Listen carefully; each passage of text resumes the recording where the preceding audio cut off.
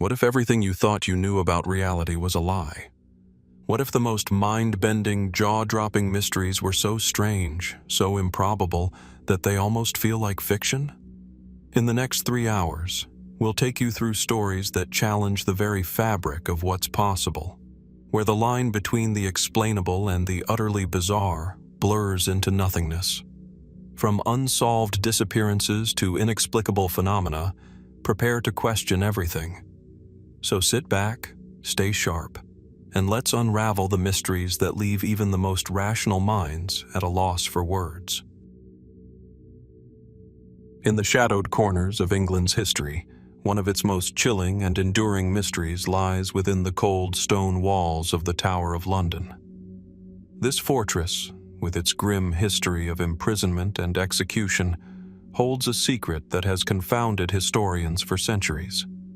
It is a secret tied to 2 young boys, Edward V and Richard of Shrewsbury, the princes in the tower.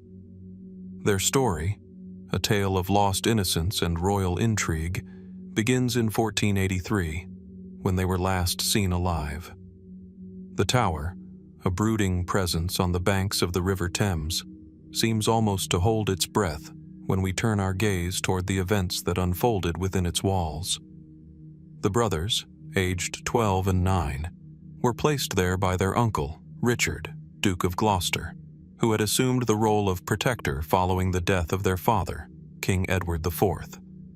But what began as a temporary measure soon turned into a tragic chapter of England's royal history. The boys were never seen again after the summer of 1483. Though their disappearance was officially attributed to the machinations of Richard III, suspicion has always surrounded the true fate of the princes. Were they murdered, as some have claimed? Or did they somehow vanish into the shadows, victims of a larger political conspiracy? Theories abound, and yet the truth remains elusive. For centuries, the tower's dark halls have whispered of treachery, of betrayal, and of the brutal power struggles that marked the Wars of the Roses. Official records from the time are sparse, and the narratives passed down through history are often clouded by the biases of those who penned them. Richard III, the man who would eventually become king, was cast by his enemies as the villain in this tale, accused of ordering the deaths of his young nephews to secure his own claim to the throne. It was a story that would be immortalized in Shakespeare's famous play, Richard III, where the king is depicted as the epitome of villainy, his murderous ambition symbolized by the infamous line, a horse, my kingdom for a horse." But were things really so simple? Could Richard have been guilty of such a crime? Or was he the victim of political propaganda, his reputation destroyed by the rival Tudor dynasty that would eventually seize the throne? Historians have debated these questions endlessly, but they remain unanswered. The question of what happened to the princes is even more complicated when we consider the mysterious discovery of bones in the tower in 1674. While renovating the tower's White Tower, workmen uncovered a set of human remains in a stone chest buried beneath a staircase. At first, these bones were thought to belong to the princes, but forensic analysis in the 1930s cast doubt on their authenticity. The bones, though aged, showed no evidence of having been the remains of children, leading many to question their connection to the lost princes. Were these remains planted as part of an elaborate cover-up, or were they the remains of other unfortunate souls who perished within the tower's walls? In the centuries following the boys' disappearance, numerous theories have surfaced, each more imaginative than the last. Some claim that the princes were secretly smuggled out of England, hidden away to protect them from Richard's reach. Others suggest that they were victims of a brutal political purge, their lives sacrificed for the throne of England. Some even speculate that they may have lived into adulthood, their fates disguised by the tangled web of royal intrigue. Yet, despite the wealth of theories and the countless hours of historical investigation, the mystery of the princes in the tower remains unsolved. No definitive evidence has ever emerged to explain what happened to Edward V and Richard of Shrewsbury. The bones found in the tower may belong to them, or they may not. Their fate may never be fully understood, lost forever in the murky depths of history. And so, the question lingers. What really happened to the princes in the tower? Were they victims of royal ambition, or were they caught in the middle of a far larger and more complex political struggle? As the centuries pass, the mystery deepens, leaving us to wonder if the full truth will ever come to light, or if it will remain forever hidden, lost within the walls of the tower. As we turn the page from the haunting mystery of the princes in the tower, we find ourselves drawn across the Atlantic, where another enigma has lingered for centuries, an unsolved riddle that still echoes through the forests and shores of North America. The mystery of the lost colony of Roanoke is one that continues to baffle historians, archaeologists, and anyone who dares to ponder the fate of those early settlers who vanished without a trace. Nestled on the windswept banks of what is now North Carolina, Roanoke Island was once the site of an ambitious experiment. In 1587, a group of English settlers, led by John White, arrived on the island with hopes of establishing the first permanent English colony in the New World. They came seeking new opportunities, eager to claim their place in the vast, unexplored wilderness. But in the end, Roanoke became a ghost story, a place whose name is synonymous with mystery and disappearance. The first settlement, established in 1585, had been short-lived, its members returning to England after a year of harsh conditions and conflict with the indigenous tribes. But the second expedition, led by White, was different. This time the settlers were determined to make their mark. White, along with a group of men, women, and children, settled on the island, bringing with them supplies, tools, and plans for building a thriving colony. However, just a few weeks after their arrival, White was forced to return to England for additional resources. It would be a trip that would change history forever. Due to various complications, White's return to Roanoke Island was delayed for 3 long years. When he finally made it back in 1590, he found the colony completely abandoned. Not a single settler was to be found, and the settlement was eerily deserted. All that remained were a few scattered buildings, overgrown with vines and weeds. The only clue to what had happened to the settlers was a single word, Croatoan, carved into a post. This cryptic message has confounded generations of scholars. What did it mean? Was it a clue left behind by the settlers, or a marker left by someone else entirely? Croatoan was the name of a nearby island inhabited by a Native American tribe. Could the settlers have simply relocated there? Or had something darker occurred, a tragedy that wiped them out completely? The absence of any other signs or evidence left behind has only fueled speculation and mystery. Theories about the fate of the Roanoke colonists vary widely, each offering a possible explanation, but no definitive answers. One of the most widely accepted ideas is that the settlers, facing dwindling resources and the ever-present threat of conflict, were forced to seek refuge with the Croatoan people. Some believe that the settlers may have been absorbed into the tribe, either out of necessity or as a result of mutual cooperation. The word Croatoan carved into the post could have been a sign of their intention to move, or perhaps a plea for help, a final attempt to communicate with the outside world. However, no one knows for sure. There is no record of the settlers being found on Croatoan Island, and no archaeological evidence to support the theory that they integrated into the indigenous community. Furthermore, when White attempted to sail to Croatoan to search for them, a fierce storm prevented his efforts, and the mystery deepened. No traces of the colonists were ever discovered, and their ultimate fate remains unknown. But the mystery doesn't stop there.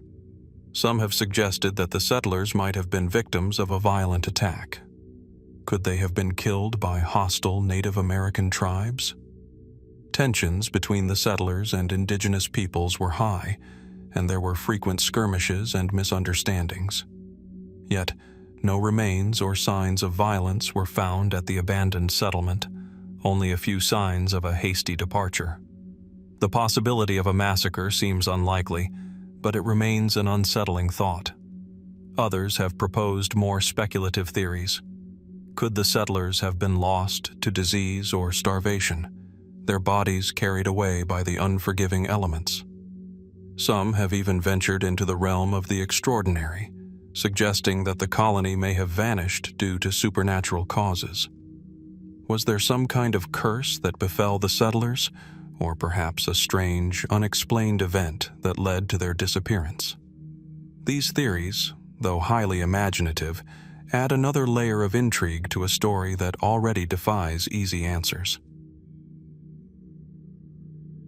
Perhaps the most unsettling aspect of the Roanoke mystery is the fact that, despite the extensive research and numerous expeditions, no definitive evidence has ever been uncovered.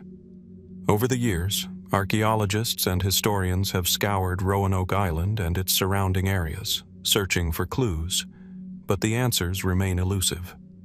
Small artifacts have been discovered, and there have been claims of finding remnants of the original settlement, but nothing that could conclusively explain what happened to the people who once called this island home. So, what are we left with? A story full of questions, a tale that haunts us with its uncertainty. The lost colony of Roanoke remains one of the most compelling mysteries in American history, a puzzle that refuses to be solved. Were the settlers absorbed by the Croatoans, or did they meet a more tragic end? Could they have been lost to time, their story buried beneath the sands of history? Or is there something even more unsettling at play, something that we are still unable to understand? As we stand on the shores of Roanoke Island today, looking out over the waters that once held the hopes and dreams of those early colonists, we are left to wonder, what really happened to the lost colony of Roanoke? The question still lingers, unanswered, and perhaps it always will. And so, the mystery endures, beckoning us to look deeper, to seek out the truth, but to wonder if that truth will ever be found. As we continue our journey through history's most perplexing disappearances, we arrive at a windswept corner of Scotland, an isolated rock island in the Outer Hebrides, where the sea meets the sky in a seemingly endless expanse. Eilean Moor, a small island on the Flannan Isles, is home to a lighthouse that has become the focal point of one of the most chilling and unexplained maritime mysteries of all time. The disappearance of the 3 lighthouse keepers stationed here in 1900 remains an enigma that has fascinated and confounded investigators for over a century. The lighthouse stands tall, its bright beams slicing through the darkness to guide ships safely past the dangerous rocks that surround the island. But on December 15, 1900, something went wrong. When the relief vessel arrived at the island to rotate the lighthouse keepers, the men aboard were puzzled to find no sign of life.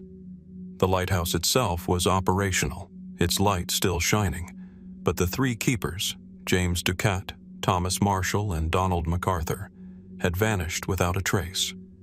There were no signs of a struggle, no messages left behind, no footprints or clues leading to their whereabouts.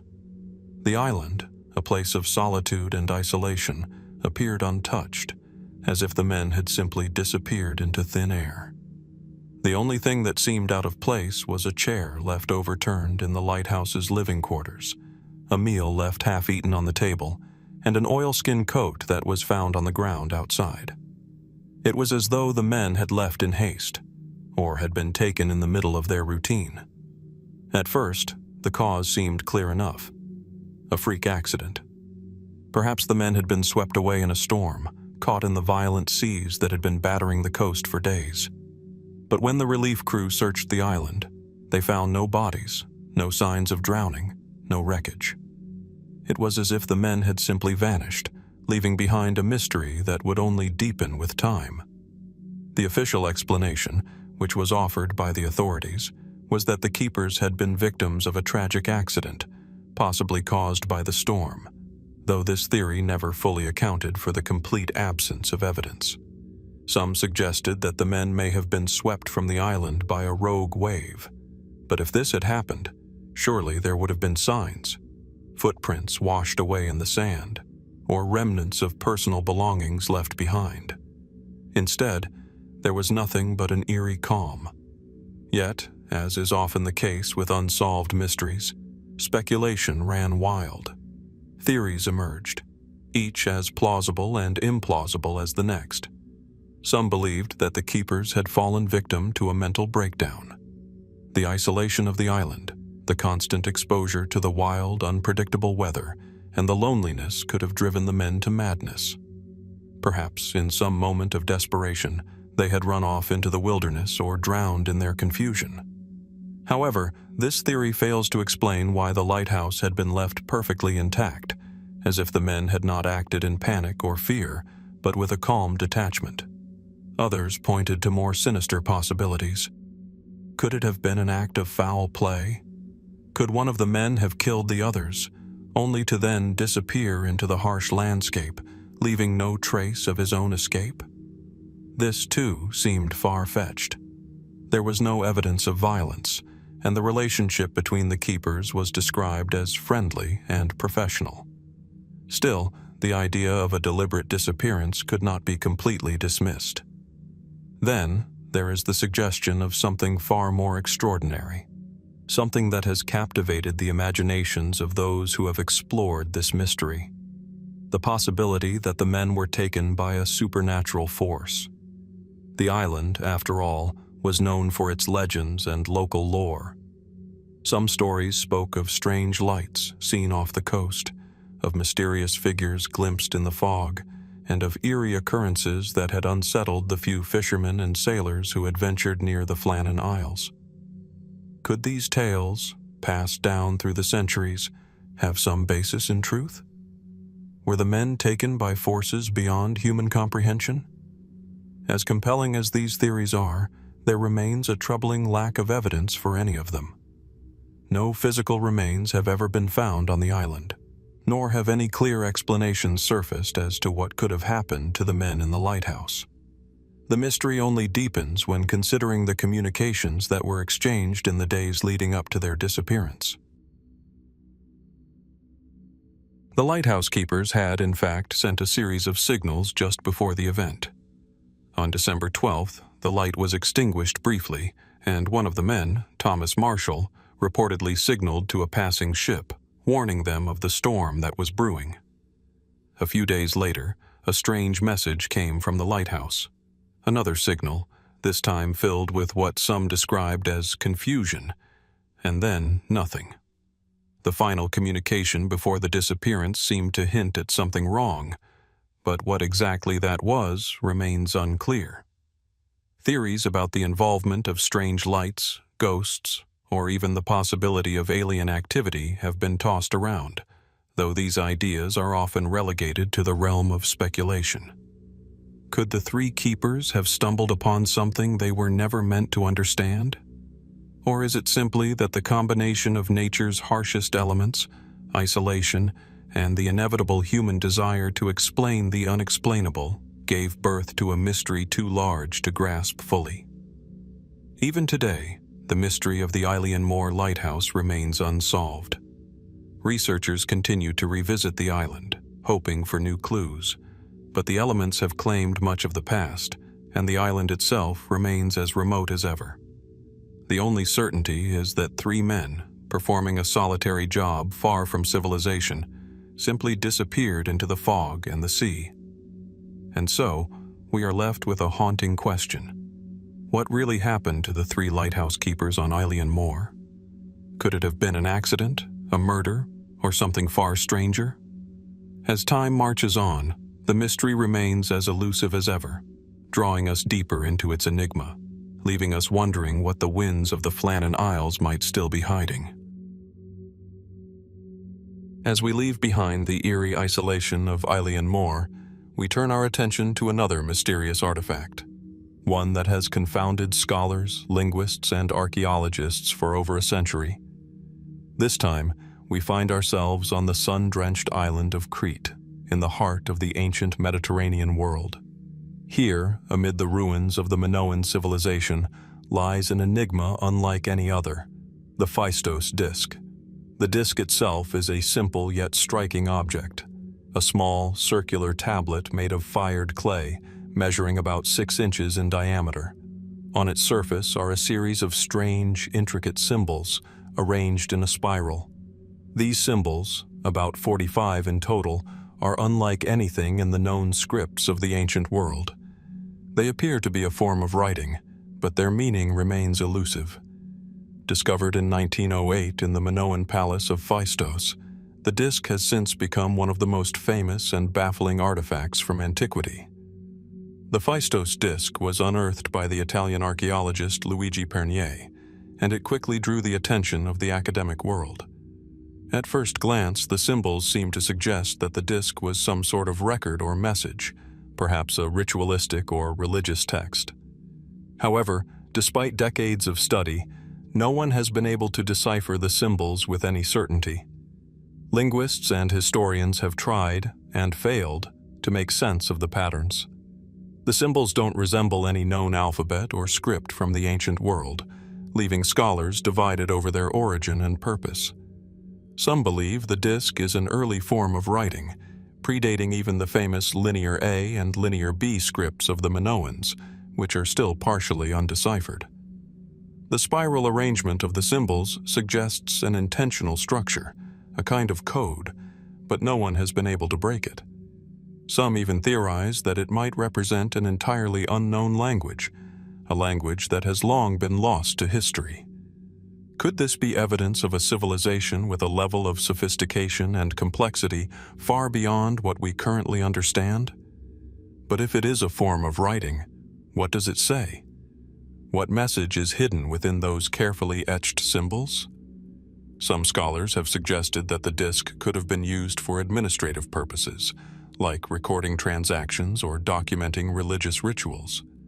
Others speculate that it might be a form of storytelling, a kind of ancient narrative told through symbols, much like how hieroglyphs tell stories in Egypt.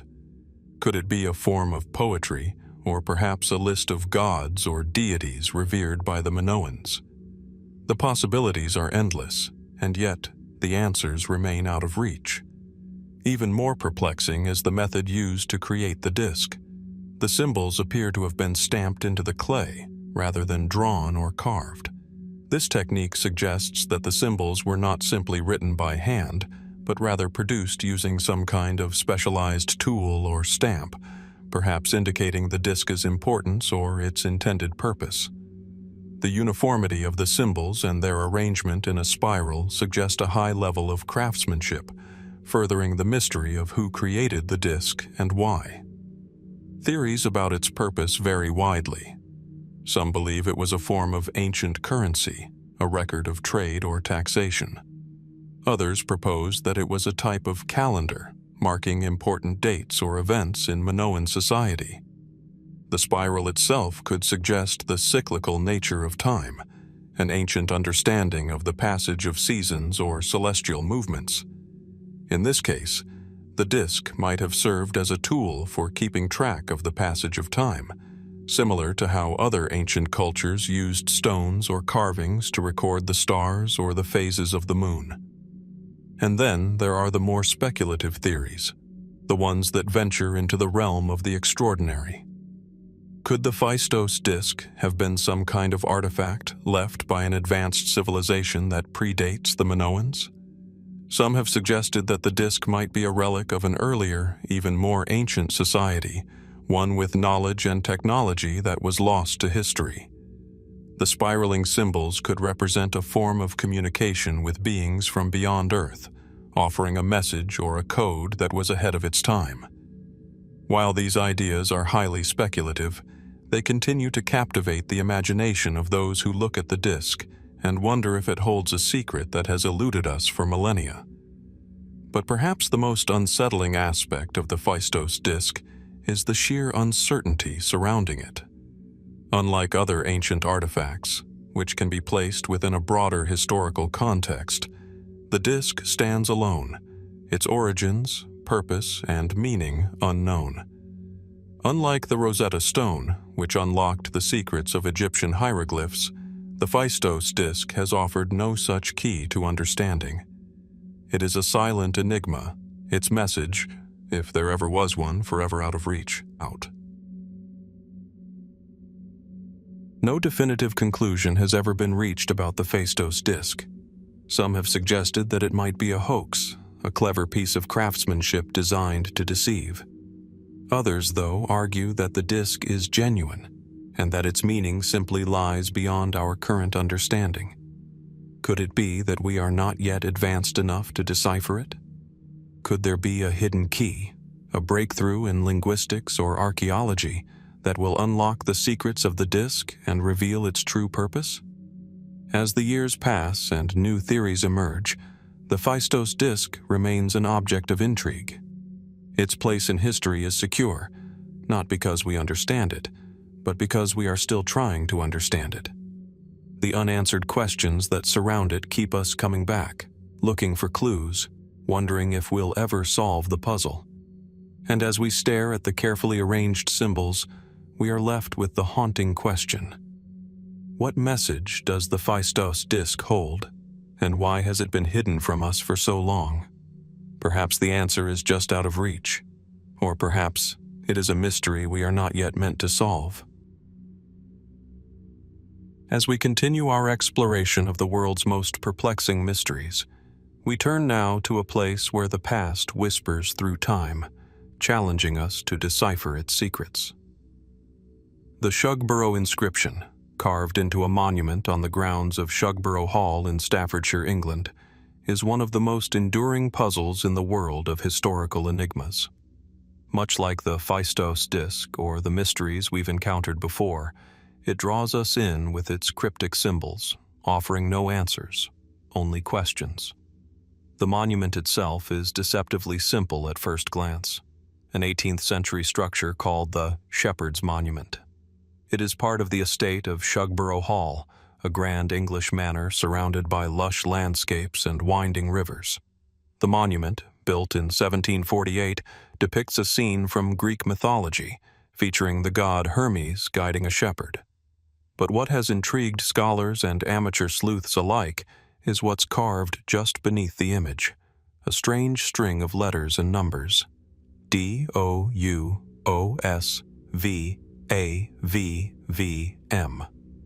These 6 characters, arranged in a way that suggests a code or puzzle, have sparked centuries of speculation about their meaning and origin. The inscription was first noted by historians in the 19th century, but it wasn't until the 20th century that serious efforts began to decipher its meaning. Over time, a variety of theories have emerged. Some suggest the letters are a simple Latin phrase, while others believe they could be a cipher, a code that needs to be cracked. Others still speculate that they hold a more profound, hidden meaning, one that could be linked to secret societies, religious mysteries, or even lost treasures. So, what do these letters mean? The most widely accepted explanation is that they form a Latin phrase, dulce et utile, sweet and useful, or Deo et viro, to God and man. But the exact meaning, or even the exact language, remains unclear. Many have dismissed the idea that it's just a random collection of letters. After all, these characters seem too deliberate, too intentional. Could they represent a message, perhaps a hidden one, known only to a select few? The Shepherd's Monument is part of a much larger estate, one connected to powerful families with links to secret societies, Freemasonry, and ancient esoteric traditions. The possibility that this inscription is part of a larger conspiracy or secret code is a theory that has lingered for centuries. Was it meant to reveal a hidden truth to those who could decipher it, or was it simply an elaborate riddle for posterity? One of the most intriguing aspects of the Shugborough inscription is its connection to another famous mystery, the Holy Grail. There are those who believe that the inscription could be a clue to the location of the Holy Grail, or that it is somehow related to the Knights Templar. The Knights, who were rumored to have hidden sacred relics and treasures, have long been associated with the Shugborough estate. Some theorists argue that the inscription is a coded message left by those who knew the Grail's secret location, hidden in plain sight for centuries. After all, the hall itself is steeped in mystery, and its grounds are rumored to hold hidden passages and secret chambers. The connection between the Shugborough inscription and the Holy Grail was first popularized by the 1982 book The Holy Blood and the Holy Grail, which suggested that the Templars, and by extension the Priory of Sion, had hidden the Grail in a variety of locations, including Shugborough. The theory was further fueled by the success of the Da Vinci Code, which made such puzzles and hidden messages part of popular culture. Though these theories remain speculative, they have undeniably added an air of intrigue to the monument. Could it be that the letters DOUOSVAVVM are an encrypted message, not just a riddle, but a key to an ancient secret? Are they an invocation of divine knowledge, a sacred prayer left for a future generation to uncover? Or is there something more hidden within the very structure of the monument itself? Some scholars suggest that the monument's architect, William Price, may have intentionally placed the inscription as a puzzle, a cryptic message meant to convey some hidden wisdom or philosophical principle. Price was known to be associated with various intellectual movements of his time, including Freemasonry. Many of the symbols he incorporated into his works are thought to have secret meanings or ties to esoteric knowledge. The Shepherd's Monument may, therefore, not just be an artistic rendering of a mythological scene, but a deliberate piece of hidden knowledge, a symbolic key to something greater, just out of reach. There are even those who believe the inscription might represent a code, not of words, but of numbers. The sequence DOUOSVAVVM could, in theory, be a numerical cipher, with each letter standing for a specific number. Some theorists have linked the inscription to ancient numerology, suggesting that the letters might represent key dates or measurements, perhaps even a hidden map pointing to a treasure buried beneath the monument or within the grounds of Shugborough Hall. The idea of secret treasure hidden in ancient estates has been the subject of much speculation, but the possibility that the inscription might reveal something tangible, a physical location, a treasure trove, or even a long-lost artifact, remains a tantalizing thought. But there is another layer to this mystery: the idea that the Shugborough inscription might not be a cipher at all.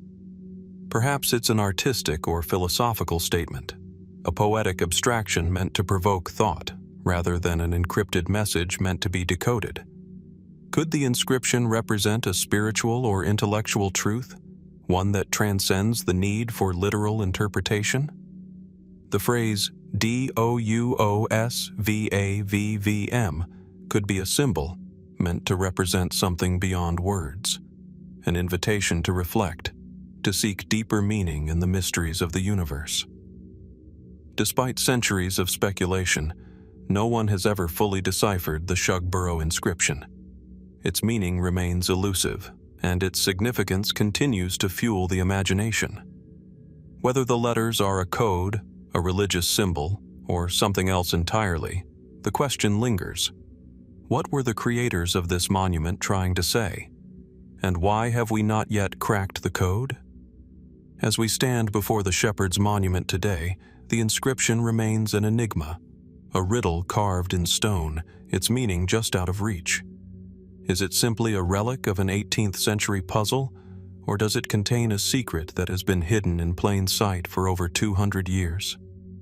As the winds of time blow across the Staffordshire countryside, the mystery persists, inviting us to wonder what truths might still be hidden in the stones, waiting for the right eyes to finally see them. The year is 117 AD, and the Roman Empire is at its height. In the vast, unrelenting expanse of the British Isles, in what is now northern England, the shadow of Rome looms large, a mighty empire that stretched from the deserts of Egypt to the mountains of Spain, from the coasts of Gaul to the sands of Palestine. The Roman legions stood as the empire's iron fist. Among the many legions that marched in its service, one stood out for its distinguished history, its impressive prowess, and its sudden and inexplicable disappearance. The 9th Legion, Legionis Hispana. At the time, the 9th Legion had been stationed in Britain for a decade. The province, known for its fierce resistance to Roman rule, had been a troublesome region for Roman commanders. In 122 AD, Emperor Hadrian ordered the construction of a massive stone wall, known today as Hadrian's Wall, to serve as both a defensive boundary and a symbol of Roman power. It was here, on the fringes of the empire's northernmost territories, that the 9th Legion would face its last campaign, though its fate would remain a mystery. The historical record of the 9th Legion's activities is disjointed, a collection of partial accounts and speculative writings. It was, however, an experienced legion. It had served under Emperor Augustus, fighting in Hispania, modern-day Spain, and participating in campaigns along the Germanic frontier. Its reputation as a formidable fighting force preceded it, yet this very reputation would be its undoing. By the early 2nd century, the 9th Legion had been sent to Britain to quell uprisings and maintain order in the empire's most volatile province. In 118 AD, after Hadrian's Wall had been completed, the 9th was tasked with patrolling the northern frontier and securing the territories beyond the wall. The forces of Caledonia, the ancient ancestors of the Scottish tribes, posed a constant threat. It is here, in the rugged wilderness, that the trail of the 9th Legion goes cold. The year 117 AD is where the mystery begins. A Roman historian named Cassius Dio writes briefly about the disappearance, noting that the 9th Legion, under its commander, General Quintus Sertorius, marched north to confront the rebellious tribes of Caledonia. After engaging in a series of skirmishes, the 9th is said to have simply vanished from the historical record. But what happened? Why would an entire legion, consisting of several thousand men, disappear without a trace?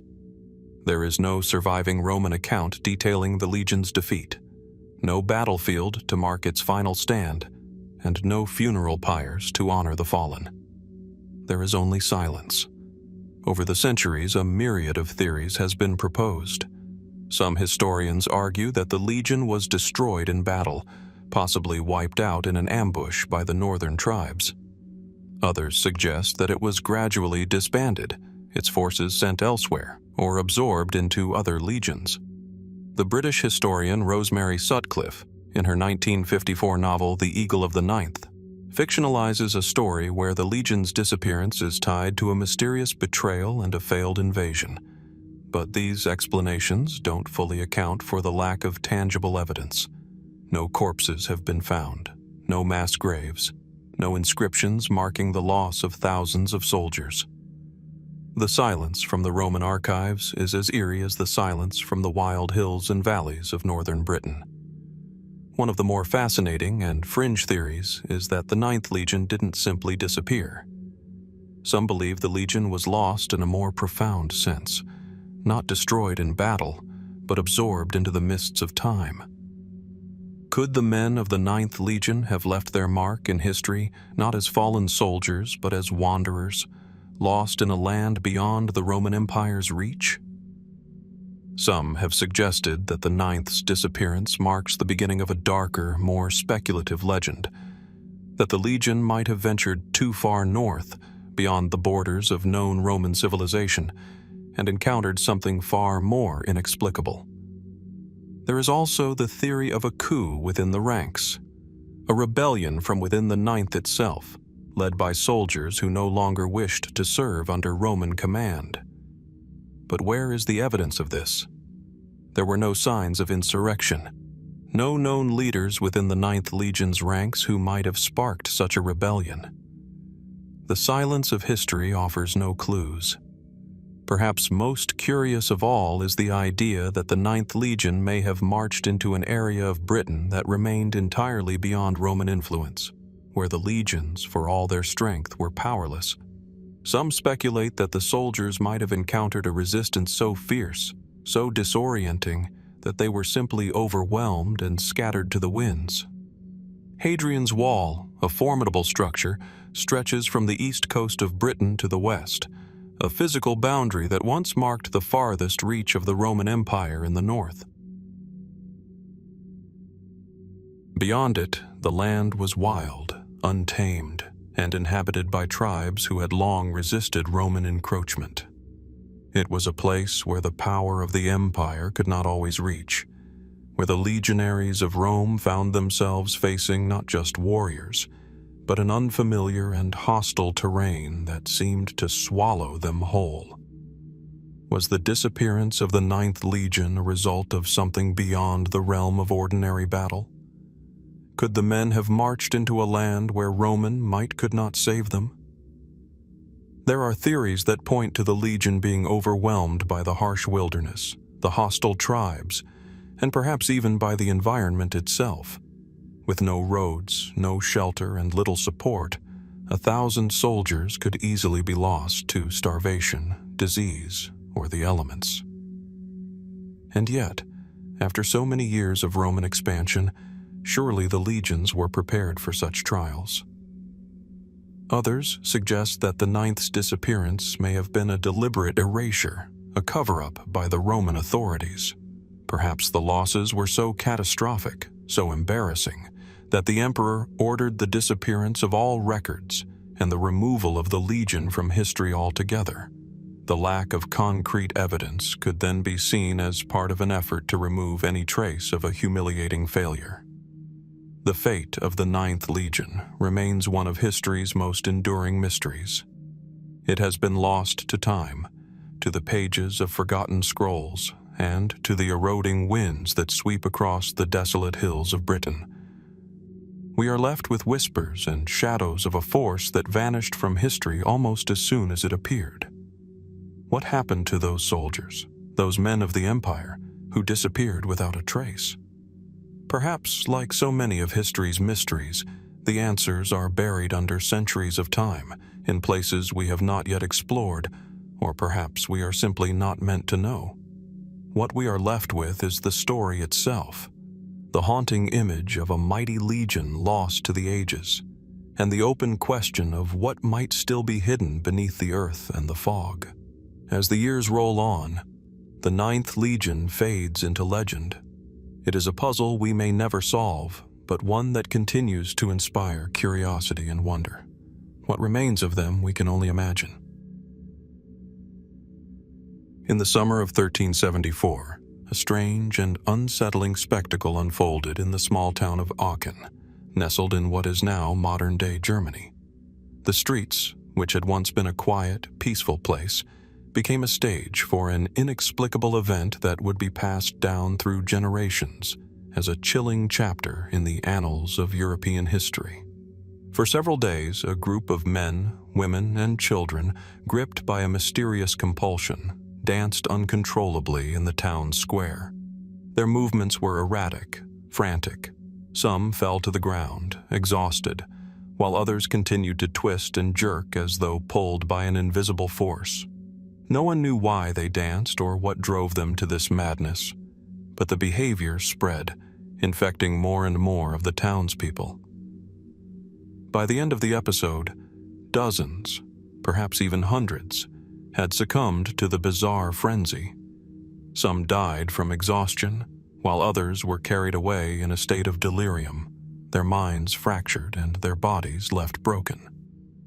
It was a phenomenon that defied explanation and left no concrete answers for centuries to come. The event in Aachen is just one of many instances of what came to be known as dancing mania, a disturbing historical phenomenon that would appear sporadically across medieval Europe. But what happened in Aachen, what triggered this bizarre and deadly outbreak, remains one of the most perplexing mysteries of the time. Aachen, or Aix-la-Chapelle as it was known in French, was once a prominent center of power in Europe. In the 9th century, it had been the capital of Charlemagne's Holy Roman Empire, a city that echoed with the footfalls of kings and emperors. It was a place of solemnity, religious importance, and civic pride. But by the late 14th century, it had become a provincial town in the Duchy of Jülich, a far cry from its former grandeur. The town's central square, with its cobbled stones worn smooth by centuries of traffic, is where the strange events of 1374 took place. It was here, amidst the markets and public gatherings, that the people of Aachen were overtaken by a compulsion that seemed to have no clear origin. The town, like many others in Europe at the time, was under the strain of poverty, disease, and the aftershocks of the Black Death, which had ravaged the continent decades earlier.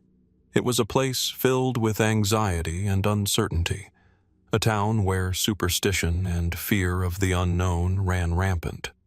As the first victims of the dancing mania began to fall into the trance-like state, their bodies twitching uncontrollably, there must have been a sense of growing panic among the onlookers. Who could stop this?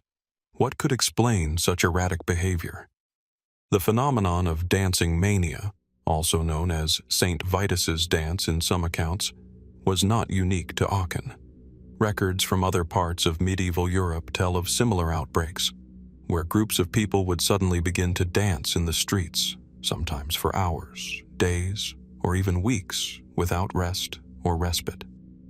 What made Aachen particularly disturbing, however, was the intensity of the episode in 1374. This was no isolated incident. It was a full-scale outbreak, one that gripped the town and spread like wildfire. The townspeople would later speak of the possessed dancers as if they were being controlled by a supernatural force, one that they had no power to resist. As the days wore on, local authorities struggled to find a solution. Some thought the dancers were simply overcome by divine punishment, a manifestation of God's wrath. Others believed the affliction was caused by demonic possession. Religious leaders, ever watchful for signs of heresy or spiritual turmoil, may have seen this as a warning, a message from beyond. The people who danced, men and women of all ages, would fall to the ground, only to rise again and continue their frenzied movements. It is said that some of the victims, after succumbing to exhaustion, would be taken to the nearby church of St. Vitus, hoping that the saint's relics could cure them.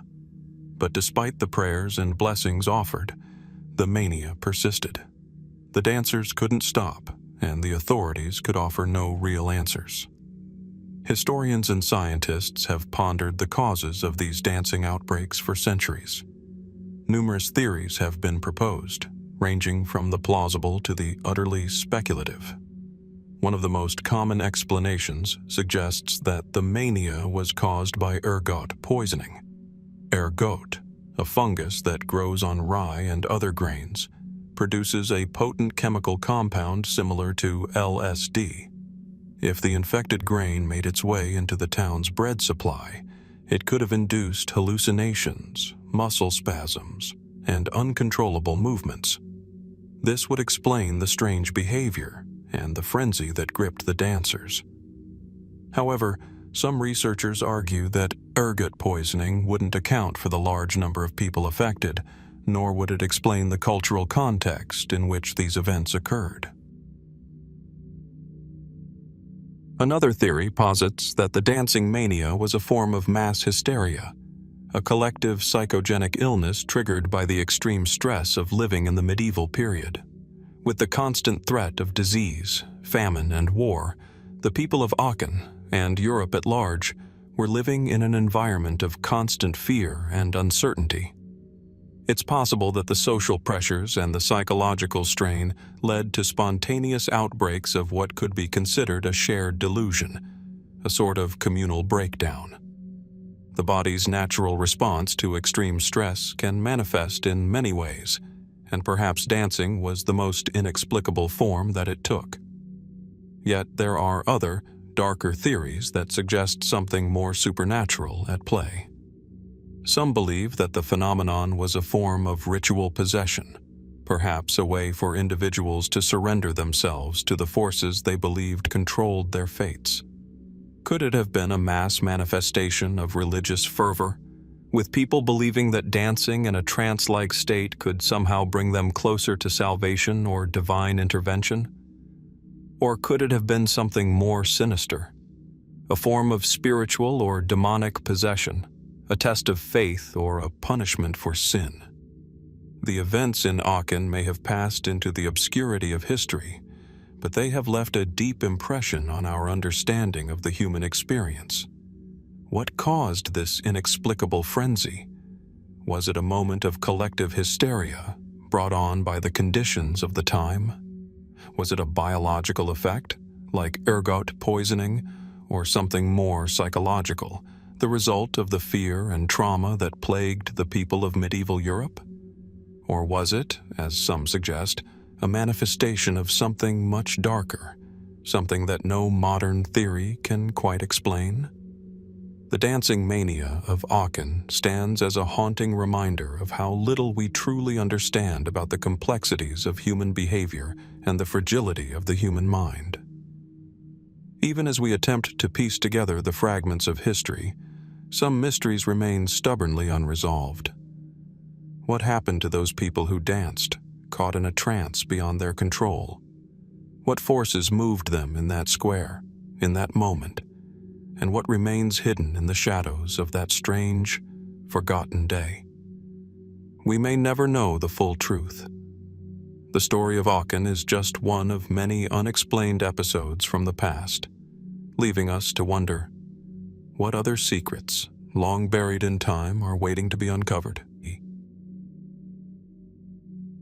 In the summer of 1374, a strange and unsettling spectacle unfolded in the small town of Aachen, nestled in what is now modern-day Germany.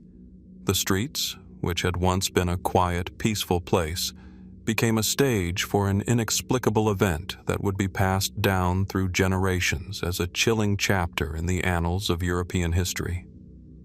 For several days, a group of men, women, and children, gripped by a mysterious compulsion, danced uncontrollably in the town square. Their movements were erratic, frantic. Some fell to the ground, exhausted, while others continued to twist and jerk as though pulled by an invisible force. No one knew why they danced or what drove them to this madness, but the behavior spread, infecting more and more of the townspeople. By the end of the episode, dozens, perhaps even hundreds, had succumbed to the bizarre frenzy. Some died from exhaustion, while others were carried away in a state of delirium, their minds fractured and their bodies left broken. It was a phenomenon that defied explanation and left no concrete answers for centuries to come. The event in Aachen is just one of many instances of what came to be known as dancing mania, a disturbing historical phenomenon that would appear sporadically across medieval Europe.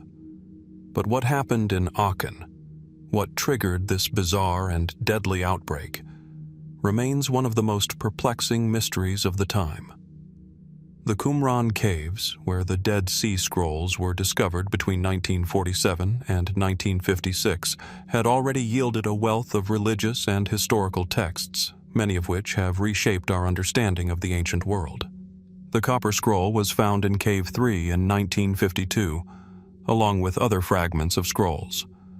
Unlike the parchment scrolls, which are often fragile and brittle, the Copper Scroll was crafted from a thin sheet of copper, rolled up and sealed, an unusual medium for a document meant to survive for centuries. Upon first glance, the Copper Scroll did not seem like the work of the usual scribes or religious scholars. Its tone is utilitarian, its language straightforward, almost matter-of-fact. It contains 66 entries, each one detailing the location of various treasures buried in Palestine, some near familiar cities like Jericho, others in remote, difficult-to-reach locations. The treasures listed include vast amounts of gold, silver, and precious vessels, some of which are described in quantities so great that they beg the question, how could such a fortune be hidden and forgotten? The treasure's most famous theory is that it was linked to the Jewish revolt against the Romans in 66 to 73 AD, during which Jerusalem was destroyed and the Second Temple was razed. Some believe the Copper Scroll's treasure was hidden away by the Jewish rebels, perhaps as they were fleeing Roman forces, desperate to preserve their wealth and religious artifacts. Others speculate it could have been secreted away by a group like the Essenes, who lived in seclusion at Qumran and whose beliefs and practices were hidden from the Roman world. The Copper Scroll itself is not a straightforward treasure map. It does not offer specific geographic coordinates or names of towns as modern maps do. Instead, it lists locations in vague, poetic descriptions. For example, one entry reads, "In the valley of the Great Plain, 24 cubits north of the Oak of the Dead," or "In the cistern near the fountain of the palm tree, in the second row of stones." These descriptions do not correspond directly to known landmarks, and the measurements provided, often given in cubits, do little to help pinpoint the exact spots. Yet, over the years, a number of attempts have been made to follow these clues, some with more success than others. Archaeologists and treasure hunters have scoured the terrain around Qumran, near the Dead Sea, following the scroll's cryptic instructions. But, despite exhaustive searches, the treasure has never been found. Some even wonder if the treasure is an allegorical one, perhaps the final act of a people who were intent on hiding not wealth, but something more abstract: knowledge, artifacts of religious significance, or symbols of a lost faith. Theories about the Copper Scroll's origins and its treasure are varied, ranging from the plausible to the outlandish. Many scholars believe the treasure is indeed real, hidden by the Jewish rebels of the 1st century, either as a result of the Roman siege of Jerusalem or in anticipation of the Roman conquest. Some think that the treasure is linked to the temple in Jerusalem, looted by the Romans but hidden away by the Jewish people in the chaos that followed. Others suggest the treasure was hidden by a religious group like the Essenes, who lived at Qumran. The Essenes were known for their strict communal life and their devotion to preserving sacred texts. Some argue that the treasure could have been something far more valuable than mere gold, perhaps sacred objects or texts of enormous religious significance, possibly even a physical relic of the temple itself. Could the Copper Scroll be a record of these hidden relics, buried by those determined to protect their holy artifacts from falling into the hands of outsiders? Yet, there are also darker, more speculative theories. Some propose that the Copper Scroll is not a map to treasure at all, but a deliberate hoax. It could be a later invention, created centuries after the events it describes, to attract treasure hunters and mystics. Could it be that the treasure is merely a lure, a product of medieval or later imagination? The very material of the scroll itself, copper, was an unusual choice, one that may have been intended to convey the message that the treasure it describes was meant to last through the ages, impervious to the ravages of time. Despite the many theories, the Copper Scroll's true purpose remains as unclear as ever. The treasure, if it exists, continues to elude discovery. The locations described in the scroll remain tantalizingly vague, their cryptic messages offering just enough detail to intrigue but not enough to uncover the truth. Was the treasure hidden by the Essenes, the Jewish rebels, or someone else entirely?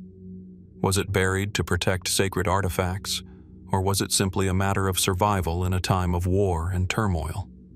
Perhaps the most unsettling possibility is that the treasure was never meant to be found. What if it was not a physical fortune at all, but rather a metaphorical one? Could the Copper Scroll be more than just a map to gold? Perhaps it is a clue to a deeper mystery, one that remains hidden not just in the desert sands, but in the very essence of the ancient texts that have shaped our understanding of history. The Copper Scroll may well be a treasure map, but whether it leads to a literal hoard of gold or a far more elusive prize is a question that still lingers in the air, unanswered. As with so many of history's greatest mysteries, the truth may never be fully revealed. What we are left with is the allure of the unknown, and the tantalizing hope that one day, somewhere in the vast, desolate expanse of the Judean desert, the final clue may be uncovered, bringing us closer to the hidden wealth of the Copper Scroll, or to a far more profound secret that still waits to be discovered.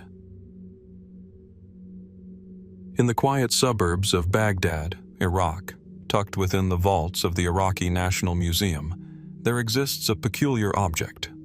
A simple, unassuming ceramic jar with a copper cylinder nestled inside and a rusted iron rod poking out. To the casual observer, it may seem like just another fragment of ancient craftsmanship, yet this object has sparked decades of debate and intrigue.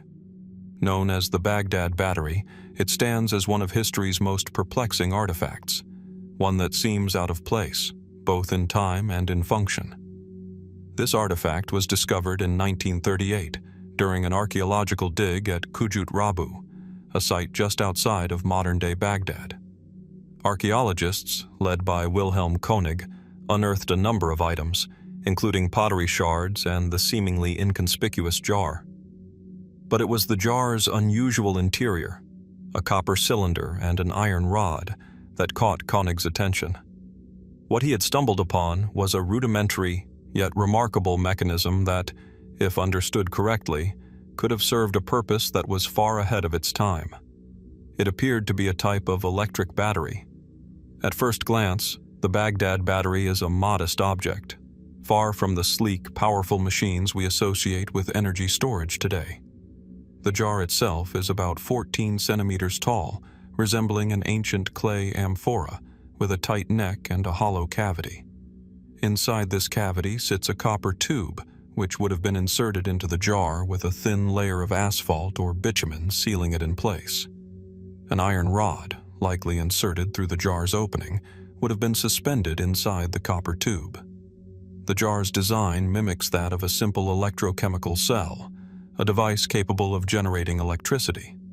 The more one examines the artifact, the more puzzling the possibilities become. Archaeologists found traces of corrosion on the copper, which suggested the presence of an electrical charge at some point. If filled with an acidic liquid, such as vinegar or wine, the jar could have generated a small current, enough to perhaps power a simple electroplating process or some form of rudimentary electric device. Yet, despite this intriguing design, there is no concrete historical evidence to explain the purpose of the Baghdad Battery, or to confirm whether it was, in fact, used to generate electricity. Could this be an ancient, forgotten form of technology? A device created and utilized by the people of Mesopotamia, civilizations that thrived thousands of years ago, long before the advent of modern electrical science? The discovery of the Baghdad Battery becomes even more mysterious when considered within the context of the ancient civilizations that once inhabited the region. Mesopotamia, often referred to as the cradle of civilization, is home to the Sumerians, Akkadians, Babylonians, and Assyrians, cultures that made remarkable advancements in writing, mathematics, astronomy, and engineering long before the rise of modern technology. But electricity? Could the people of Mesopotamia have harnessed the power of electricity centuries before it was discovered in the modern era? The time period in which the Baghdad Battery was crafted is thought to be around 250 BCE, during the Parthian Empire's reign. This was a period of relative prosperity and innovation, as the Parthians controlled a vast territory stretching from the Mediterranean to the Indus Valley. While the Parthians are credited with advancements in metallurgy, architecture, and even early forms of medicine, there is little evidence to suggest they possessed any knowledge of electricity. The notion that they might have created a battery-like device remains speculative at best. However, the absence of definitive evidence does not negate the possibility. Could this device have been an early precursor to the discovery of electrical energy, an ancient experiment lost to time, long before scientists like Alessandro Volta and Michael Faraday would later pioneer our understanding of electricity? One theory that has gained traction over the years is that the Baghdad Battery may have been used for electroplating, a process in which metal objects are coated with a thin layer of another metal through the use of an electrical current. This process was certainly known in ancient civilizations, though not in the sophisticated form we use today. Some speculate that the Parthians, or perhaps even earlier civilizations, could have used this rudimentary battery to electroplate objects such as jewelry, coins, or religious artifacts with gold or silver. When researchers performed experiments with a modern replica of the Baghdad Battery, they found that it could indeed produce a small electrical current when filled with an electrolyte solution. While the current was insufficient to power any complex machinery, it was strong enough to suggest the possibility that the device might have been used for electroplating or some other form of primitive electrochemical process. But was this its actual purpose? Or was it perhaps used for something else entirely? Some have even suggested that the device could have been used for medicinal purposes. The ancient world had a long history of using electricity or magnetism for health treatments, though often in rudimentary and misunderstood ways. Could the Baghdad Battery have been a tool for early electrical therapy, used to stimulate nerves or muscles? Though there is no concrete evidence to support this theory, the idea that ancient peoples may have experimented with electricity for health treatments is not entirely outside the realm of possibility. As is often the case with any mystery, the more fringe theories begin to surface when mainstream explanations fall short. Among the more imaginative ideas proposed are those that suggest the Baghdad Battery is evidence of lost ancient knowledge, or even the involvement of extraterrestrial technology. Some proponents of these theories argue that the discovery of such an advanced device suggests that the ancients possessed knowledge far beyond what we typically attribute to them. Could this be a relic of a lost civilization that had advanced technological capabilities, only to disappear from the historical record? Others, particularly in the realm of pseudoscience, have posited that the Baghdad Battery was not the work of humans at all, but the product of alien intervention. According to these theories, ancient civilizations may have been in contact with extraterrestrial beings who shared their advanced technology, only to have it lost in the passage of time. While these theories lack the support of mainstream archaeology and science, they continue to captivate the imaginations of those who seek to explain the unexplained. Despite decades of study, the true purpose of the Baghdad Battery remains elusive. Was it a simple object of ancient engineering? A device used for electroplating, medicinal purposes, or some other unknown function? Or was it something more profound, a hint of lost knowledge that eludes our understanding even today? What we are left with is a single, mysterious artifact that challenges our perceptions of ancient technology.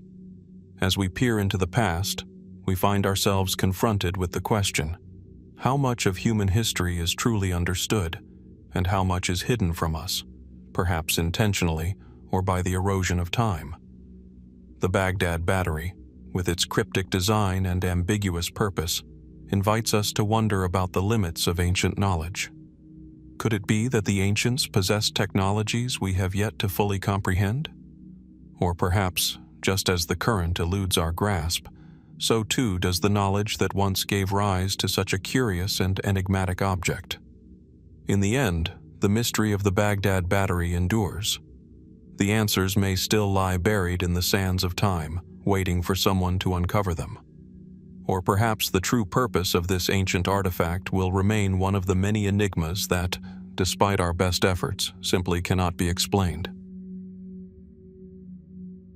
In the dimly lit rooms of Yale University's Beinecke Rare Book and Manuscript Library, tucked behind glass and secured within climate-controlled vaults, lies a book that has baffled scholars, linguists, and cryptographers for centuries.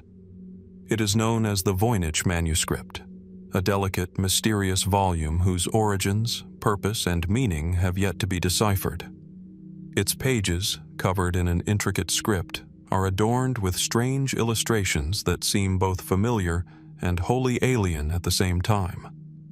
The manuscript, named after the book dealer Wilfrid Voynich, who acquired it in 1912, has become one of the most famous and enduring puzzles in the world of historical anomalies. The Voynich Manuscript is a heavy tome, its leather-bound cover creased and worn from centuries of handling. At first glance, it appears to be just another medieval manuscript, its vellum pages stained with age, its ink faded yet still visible to the discerning eye. But upon closer inspection, something becomes apparent. The text within the book is unlike any known language or alphabet. It is written in an elegant, flowing script that seems to defy linguistic convention, with no clear connections to any living or extinct language. It is as if someone had created an entirely new form of writing, a language never before seen in the historical record. Yet it is not just the text that puzzles. The manuscript's illustrations, spread throughout the book in vibrant detail, seem to describe bizarre, fantastical scenes, otherworldly plants, strange astrological symbols, and cryptic figures engaged in what appear to be ritualistic acts. The images suggest a knowledge of the natural world, but also a deep familiarity with the mystical, the occult, and the unknown. Some of the plants depicted in the manuscript do not resemble any species that exist, or ever existed, on Earth. Could they be imagined? Or are they symbols for something else entirely? The manuscript contains no indication of its author, no date of creation, and no explicit clues about its origins. Some pages are adorned with detailed diagrams of what seem to be celestial bodies or astrological systems, while others contain what might be viewed as a form of herbal medicine or alchemical text. There are sections with complex illustrations of bathing women in pools, cryptic symbols that suggest some sort of calendar or ritual, and pages filled with obscure, enigmatic drawings of plants and creatures. Yet none of the images or text seem to provide a clear narrative or purpose. It is as if the book was designed to convey knowledge that remains locked in the symbols and script, waiting for someone to unlock its meaning. The manuscript's journey through history is as enigmatic as the text itself. It is believed to have been created sometime in the early 15th century, though no one knows exactly when or by whom. Carbon dating of the vellum has placed its creation somewhere between 1404 and 1438, but beyond that, details are murky. The manuscript has been linked to various historical figures, including the famous astrologer and physician John Dee, but no conclusive evidence connects any individual to its authorship. It appears to have surfaced in Europe during the Renaissance, yet its true origins remain a matter of speculation. Scholars have tried to decode the manuscript for centuries, yet no one has succeeded in understanding its contents. Over the years, some have suggested that the text is simply a cipher, a complex code designed to obscure its true meaning. Others believe it is a work of alchemical or astrological significance, possibly intended as a guide for secret knowledge or spiritual enlightenment. Some even argue that the manuscript is a hoax, a clever ruse designed to trick those who seek hidden wisdom. But if the Voynich manuscript is a code, then it is unlike any code ever encountered. Cryptographers have applied modern computational techniques to analyze the text, attempting to find patterns or recurring symbols that might reveal a hidden structure. But the manuscript defies even the most advanced algorithms. The language, it seems, does not follow any grammatical or syntactical rules known to linguists. The patterns in the writing, while numerous, do not match any known languages, living or extinct. It is a text that seems designed to remain unsolved, almost as if it is a message meant for an audience that has long since disappeared. Could the manuscript be the work of a lone genius, a figure from the past whose knowledge and skills far outstripped the understanding of his or her time? Or could it be the creation of a group, a secret society or hidden order, whose knowledge was intentionally concealed, locked away in a code that only a select few would be able to understand? Some even suggest that it could be the work of extraterrestrial beings, a form of communication from another world that we are unable to decipher. While such ideas are far from mainstream, they are no less intriguing. Perhaps the most enduring theory is that the Voynich Manuscript was meant to be a repository of secret knowledge that was too dangerous or too esoteric for the general populace to understand. Its illustrations, often interpreted as symbolic representations of plants, astronomy, and alchemy, could be part of an occult tradition, one that has been lost to history. The manuscript could be a guide to ancient or forgotten practices, rituals, or philosophies, hidden from the eyes of the common world. The existence of the manuscript itself is also a mystery. How did such a book, so obscure and esoteric, survive for centuries? After all, it passed through various hands before it reached Wilfrid Voynich, its modern discoverer.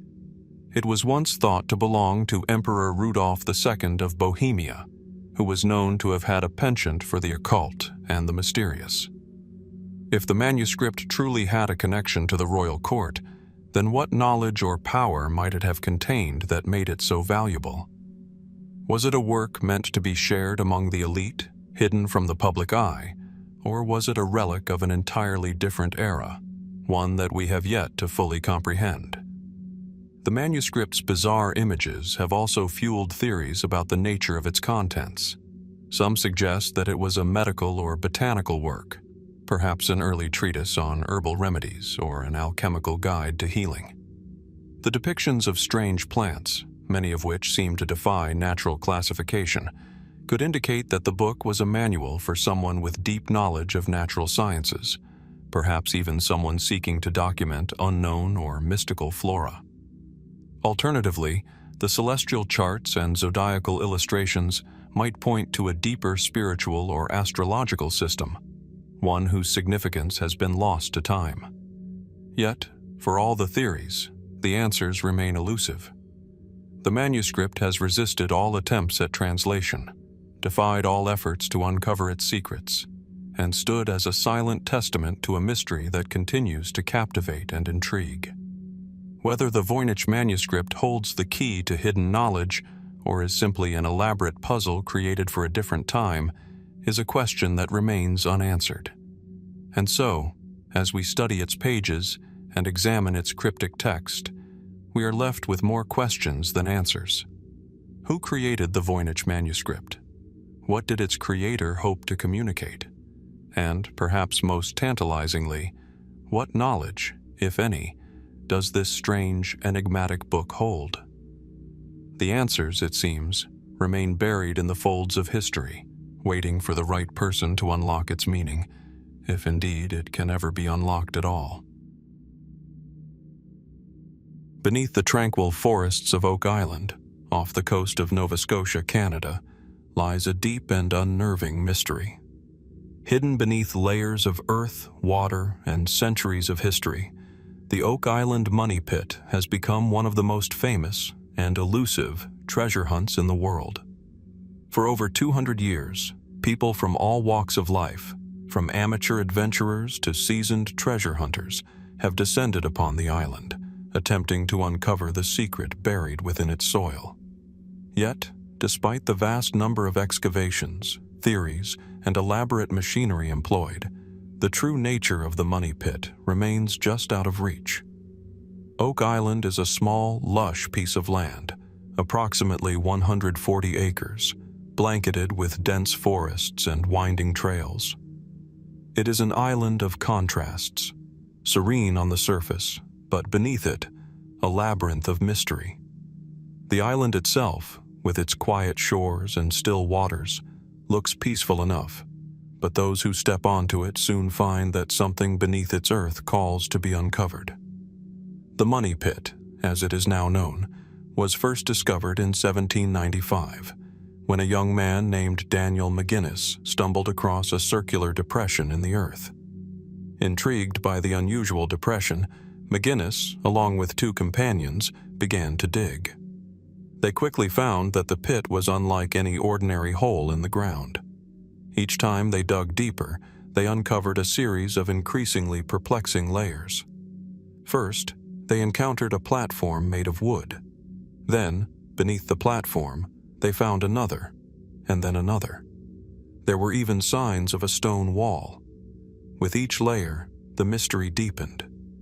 But it was the presence of an unnatural structure, a pit seemingly designed to protect whatever treasure lay beneath, that sparked the imagination of countless treasure hunters to come. The depth of the money pit is one of the most striking aspects of its enigma. Over the years, attempts to excavate it have led to astonishingly intricate findings: wooden platforms at regular intervals, a stone shaft, and even an alleged tunnel that seems to extend toward the sea. Some have even claimed to find ancient inscriptions, though their meanings remain unclear.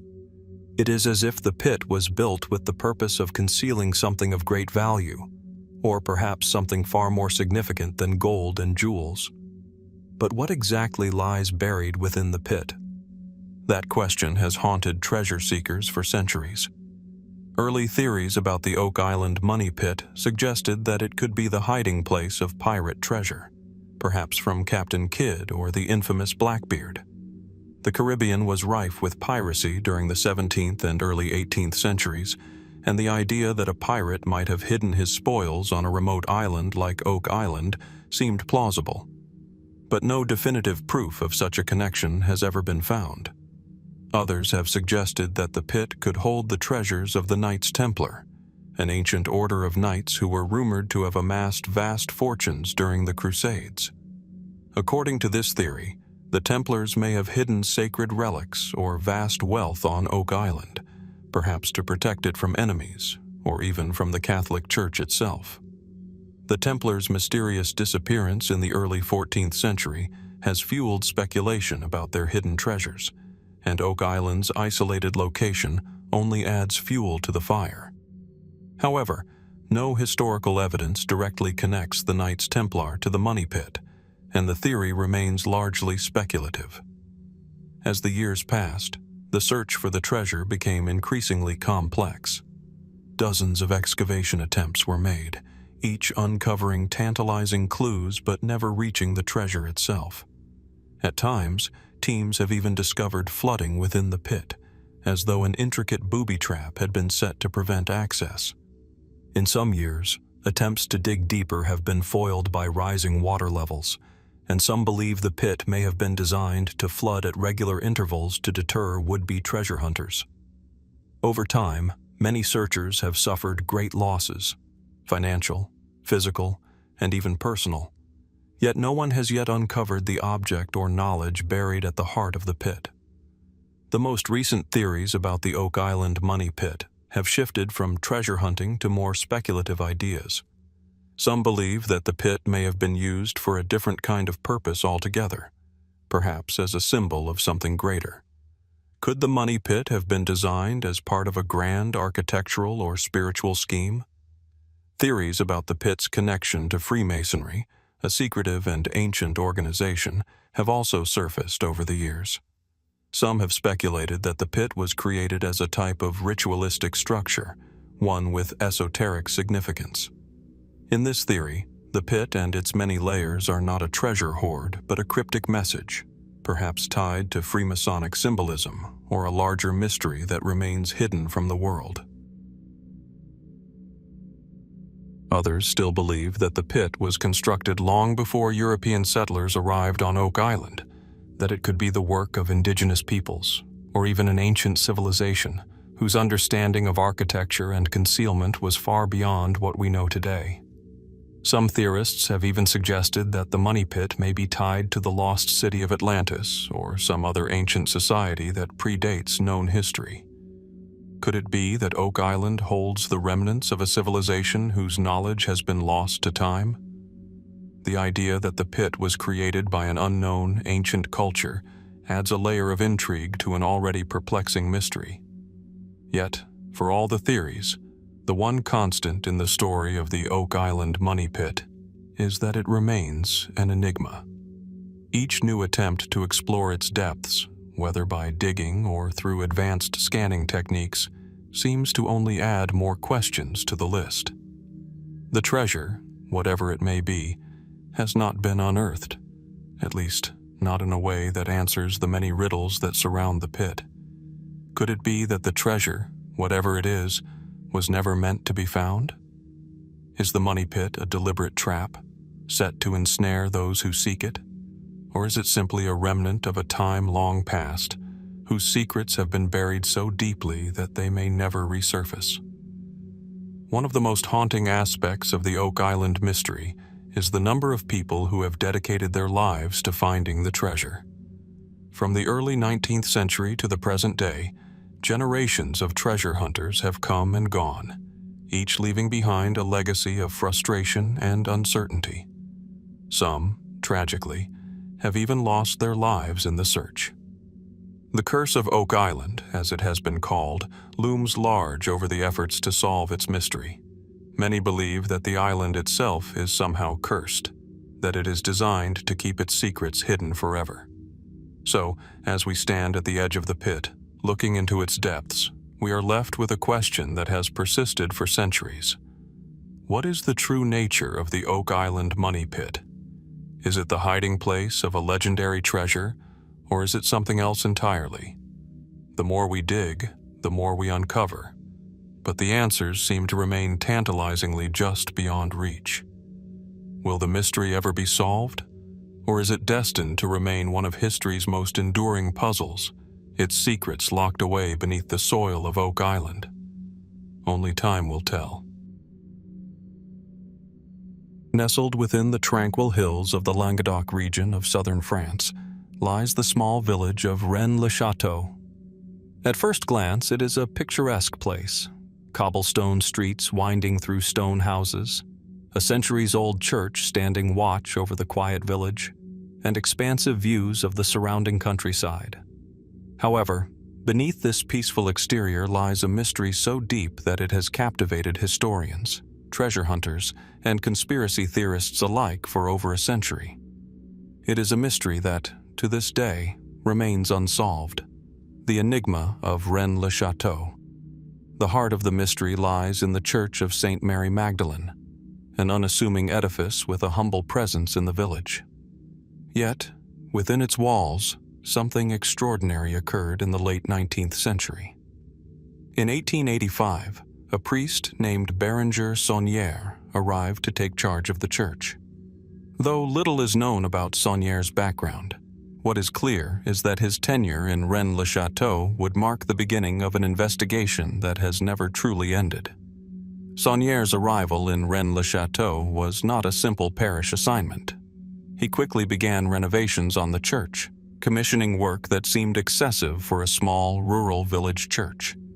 He replaced the altar, created a new crypt, and even redesigned parts of the church interior with a striking degree of attention to detail. Among the most curious additions were intricate symbols, hidden messages, and arcane imagery, all embedded into the structure of the church itself. His work was not just architectural, it was laden with meaning, as though each stroke of the chisel or placement of the stone had a secret purpose. What made Saunière's actions even more puzzling was the sudden wealth he acquired during this period. At a time when priests in rural France typically lived in modest conditions, Saunière's financial situation seemed to improve dramatically. Records show that he spent large sums of money, far beyond what his modest salary would allow. Where did this money come from? Saunière's wealth would become one of the central questions in the Rennes-le-Château mystery. Some believe that Saunière stumbled upon an ancient secret buried within the village. Others argue that he discovered hidden treasures, perhaps a trove of wealth or sacred artifacts, that had been concealed for centuries. The most tantalizing theories suggest that Saunière uncovered something far more profound, the secret of the Holy Grail itself. The idea that Saunière may have discovered the location of the Holy Grail, or at least stumbled upon an artifact of immense historical and spiritual significance, is not new. It gained widespread attention with the publication of The Holy Blood and the Holy Grail in 1982, a book that explored the possibility of the Grail's connection to Rennes-le-Château. The book suggested that Saunière's actions were linked to the secretive Priory of Sion, a mysterious society that some claim has guarded the secret of the Grail for centuries. According to these theories, the Grail may not be a physical chalice, but rather a bloodline. Descendants of Jesus Christ and Mary Magdalene, whose bloodline, hidden away in the village, held the key to a world-altering secret. But what is the truth behind these claims? Did Saunière uncover such a secret, or did he fabricate a story that served his own purposes? While the theory of the Grail and its connection to Rennes-le-Château remains popular in popular culture, there is little concrete evidence to support it. Some historians suggest that Saunière's newfound wealth and his actions may have been motivated by more earthly desires, such as a simple desire for power, prestige, or the approval of his superiors. Others point out that the Grail legends, like many religious and historical myths, have a habit of becoming distorted over time, feeding into a cycle of speculation and mystery. However, what cannot be denied is the strange symbolism that Saunière incorporated into the church and the surrounding area. Beyond the lavish renovations, Saunière's involvement with the Church of St. Mary Magdalene also extended to cryptic inscriptions and symbols. One of the most famous examples is a carving above the entrance to the church, a mysterious inscription that reads, "Et in Arcadia ego," which translates to, "And in Arcadia I am." This phrase is traditionally associated with the idea of the eternal presence of death, a concept tied to the ancient Greek idea of Arcadia as a utopian land where life and death are intertwined. Could this phrase be a clue to a deeper understanding of the secrets hidden in Rennes-le-Château? And if so, what exactly does it refer to? Some have speculated that the phrase could hint at a hidden tomb or grave in the area, perhaps one belonging to a significant historical figure. Others have suggested that it points to a lost knowledge of an ancient civilization, hidden away in the hills of southern France, waiting to be uncovered. Beyond the church itself, Saunière's interest in cryptic symbols extended to the surrounding landscape. Many believe that he mapped out the surrounding area, placing special importance on certain locations, which may hold additional secrets. There are rumors of hidden codes within the village and its surrounding hills, coded messages that could be deciphered to reveal a grand secret. One such location is the nearby Tour Magdala, a tower built by Saunière in the 1890s. This tower, which stands high above the village, is often seen as a symbol of Saunière's deeper involvement in a hidden world. The tower is surrounded by a series of puzzling clues, including a cross-shaped alignment of paths and trees, which some believe could mark the location of a buried treasure or sacred relic. Despite the many theories, Saunière's own mysterious death in 1917 only added to the intrigue surrounding Rennes-le-Château. He died under suspicious circumstances, with rumors circulating that he had been poisoned. His death, followed by the disappearance of key documents and other evidence, has only fueled speculation that he was silenced to protect the secrets he had uncovered, or perhaps to keep the treasure hidden. What did Saunière truly know? And did he leave behind anything that could shed light on his discoveries? For decades, countless individuals have tried to unravel the secrets of Rennes-le-Château. Archaeologists, historians, treasure hunters, and even cryptographers have combed through every corner of the village and its surroundings, but the mystery persists. Each new theory seems to raise more questions than answers, and as time passes, the allure of the puzzle grows ever stronger. Could it be that the secrets of Rennes-le-Château are buried too deeply in the fabric of history to be uncovered? Is the mystery a carefully constructed legend designed to capture the imagination? Or is there truly something hidden beneath the surface, something waiting to be discovered? The question remains open as the village continues to watch over its secrets, the echoes of the past lingering in the shadows of the hills. Whatever the truth may be, it seems that the enigma of Rennes-le-Château is destined to remain one of history's greatest unsolved mysteries. In the vast expanse of the Tarim Basin, located in the far western reaches of China, the arid desert stretches endlessly, its golden sands shifting with the wind. Beneath the scorching sun, this seemingly inhospitable land holds one of history's most baffling and enigmatic discoveries: the Tarim Mummies. These ancient remains, preserved for thousands of years in the desert's dry, oxygen-deprived climate, present a puzzle that defies conventional understanding of history and human migration. The mummies, some of which date back over 4,000 years, seem to suggest a link between ancient peoples and cultures that, on the surface, should have never crossed paths.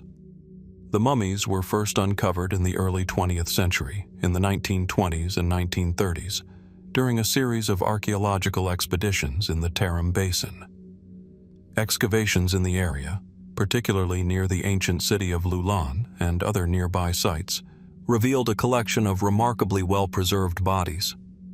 These mummies were unlike any others found in China or the surrounding regions. Their physical features, high cheekbones, long noses, and light skin, stood in stark contrast to the typical East Asian characteristics that one might expect in this part of the world. Their clothing, too, was strikingly different, made from woolen textiles and intricate patterns that seemed to suggest influences from distant lands, possibly from the West. The location itself is both haunting and magnificent. The Tarim Basin is flanked by the towering peaks of the Tian Shan Mountains to the north and the vast expanse of the Taklamakan Desert to the south. It is a land of extremes, where temperatures soar to unbearable heights in the summer and plunge to freezing in the winter. For most of its history, this desert has remained largely unexplored, and the remains buried beneath its sands were forgotten, until the first excavation revealed a chilling glimpse into the past. The mummies themselves are striking in their appearance. Wrapped in layers of woven cloth and preserved by the desert's dry conditions, they were found in a variety of burial sites, sometimes with remarkable grave goods, jewelry, pottery, and fabrics, all pointing to a sophisticated culture. Among the most well-known is the so-called Lady of Lulan, a mummy that was discovered in a tomb in the early 20th century. With long hair and a regal posture, she stood as a testament to the ancient civilization that once thrived in this barren landscape. What makes these mummies so extraordinary is not simply their preservation, but the evidence they present of cultural connections that seem to defy the timeline of history. The textiles found with the mummies are intricately woven, with patterns that suggest they were influenced by cultures from Central Asia, the Near East, and even the Mediterranean. The use of wool, a textile material uncommon in ancient China, further suggests that these people were part of a broader network of trade and cultural exchange. But how did they come to be buried so far from their supposed homeland, in a region where such people had no clear historical presence? How did these people, with their European-like features, end up in the heart of Central Asia, thousands of miles from the lands of their possible origins? Theories about the Tarim mummies abound, and the mystery deepens the further we explore. The mainstream explanation is that the mummies represent an ancient group of Indo-European peoples who migrated eastward from the steppes of Europe or Central Asia. This migration, some suggest, may have been part of a broader pattern of movement by nomadic tribes who traveled along the ancient Silk Road, an intricate network of trade routes that connected the East and West long before the time of the Roman Empire. The presence of these peoples in the Tarim Basin might then be explained by their search for new grazing lands, or by the interactions they had with other civilizations that flourished in the region. Yet, the mummies' appearance and the goods they were buried with challenge these more conventional interpretations. Were these people truly from the distant steppes of Europe, or were they something else entirely? Could the connection to European or Caucasian peoples be deeper than just a shared cultural exchange?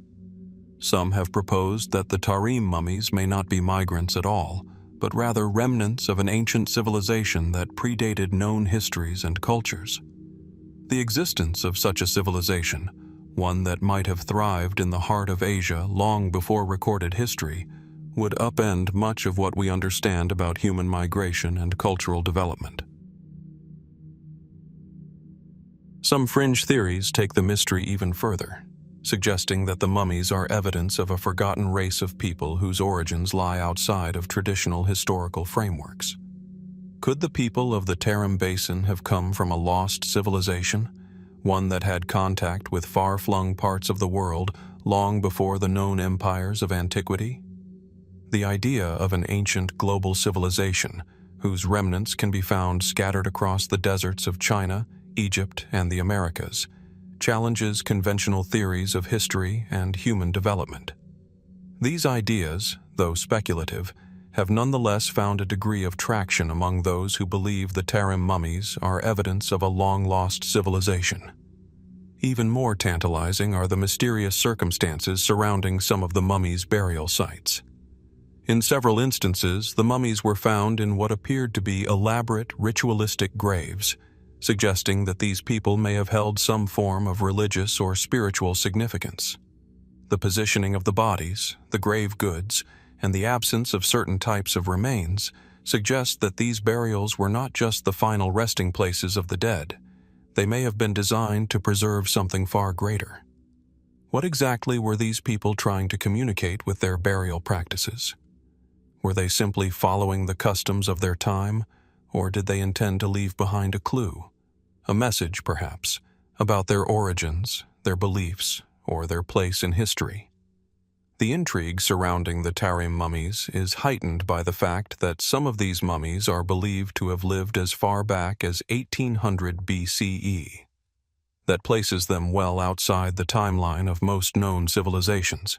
Yet their remarkable preservation and the mystery of their origins suggest that they may have had a significant influence on the development of ancient cultures. But what kind of impact did they have? What role did they play in the complex tapestry of trade, migration, and cultural exchange that defined the ancient world? The unanswered questions continue to fuel fascination. Who were the people buried in the Tarim Basin? How did they end up so far from their supposed homeland?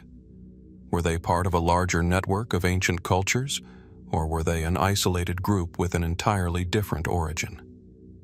The mystery of the Tarim mummies is far from solved, and as time goes on, more discoveries are sure to be made. Yet, with each new revelation, the deeper the mystery becomes.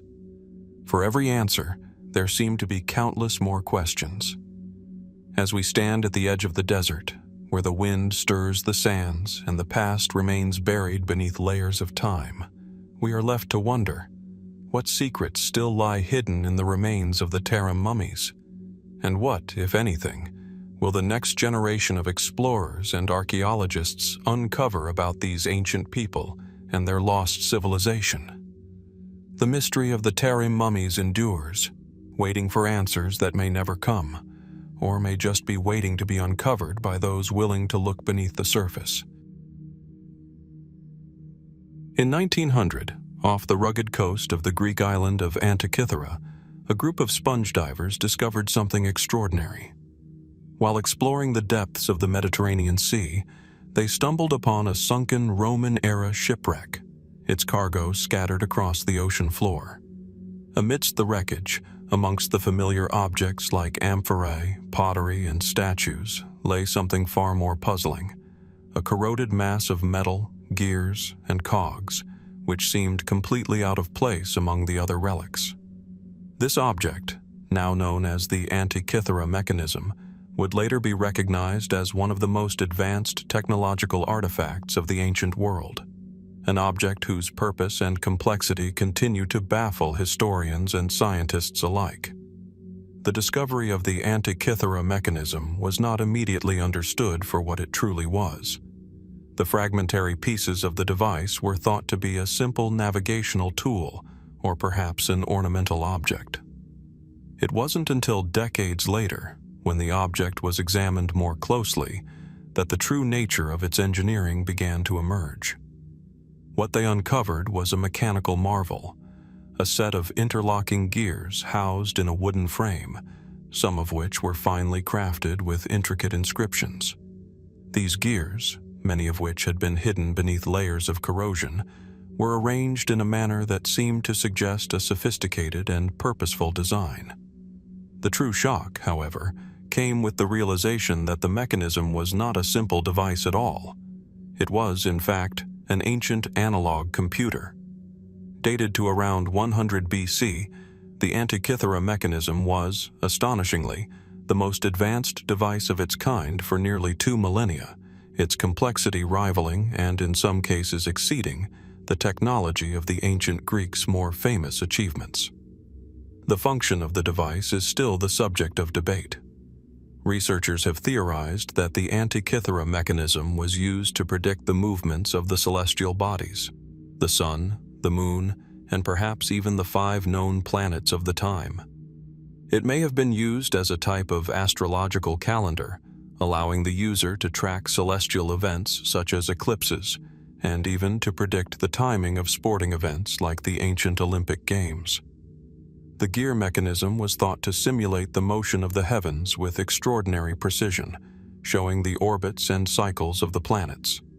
A dial on the device indicated the phases of the moon, and the mechanism was able to calculate the timing of eclipses and other astronomical phenomena. Its ability to track such events suggests a level of astronomical knowledge that was advanced far beyond its time. The craftsmanship of the mechanism is equally remarkable. It was constructed from bronze, with dozens of intricate gears and a sophisticated arrangement of dials, all housed in a wooden frame about the size of a modern-day shoebox. A striking feature of the device is its advanced gearing system, which features a level of precision and mechanical ingenuity that would not be seen again for many centuries. In fact, the complexity of the Antikythera Mechanism was not matched again until the development of similar devices in the medieval Islamic world over 1,000 years later. The idea that such a device existed in the ancient Mediterranean, in a time long before the Renaissance or the Industrial Revolution, suggests an understanding of engineering and mathematics that defies expectations. For many, the Antikythera Mechanism poses a deeper question. How could such advanced technology have been developed so long ago, and why did it disappear? Some researchers suggest that the device was the product of the Hellenistic era, a time when Greek science and technology were at their peak. The Hellenistic period, which spanned from the death of Alexander the Great in 323 BC to the Roman conquest of Greece in 146 BC, was a time of extraordinary intellectual and scientific achievement.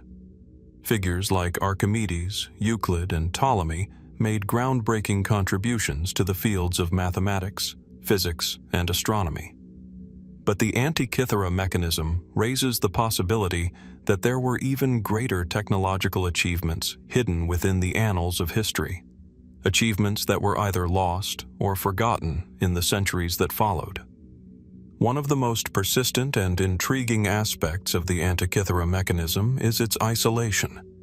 It is the only surviving example of such a complex device from the ancient world, and it raises the question of why it appears to have been so unique.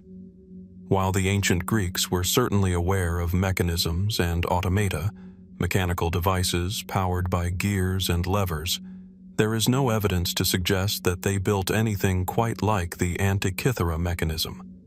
Was it a one-off creation, built by a brilliant inventor whose work was otherwise lost to history?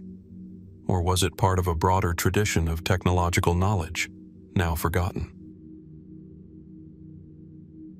Some have speculated that the mechanism was part of a broader technological movement that existed in the ancient world but has since been lost. Could it be that there were other devices like the Antikythera Mechanism, now lost to time? There are suggestions that ancient cultures had access to sophisticated technology that was later lost after the fall of great civilizations. The concept of lost technologies is an idea that surfaces time and time again in the study of ancient history.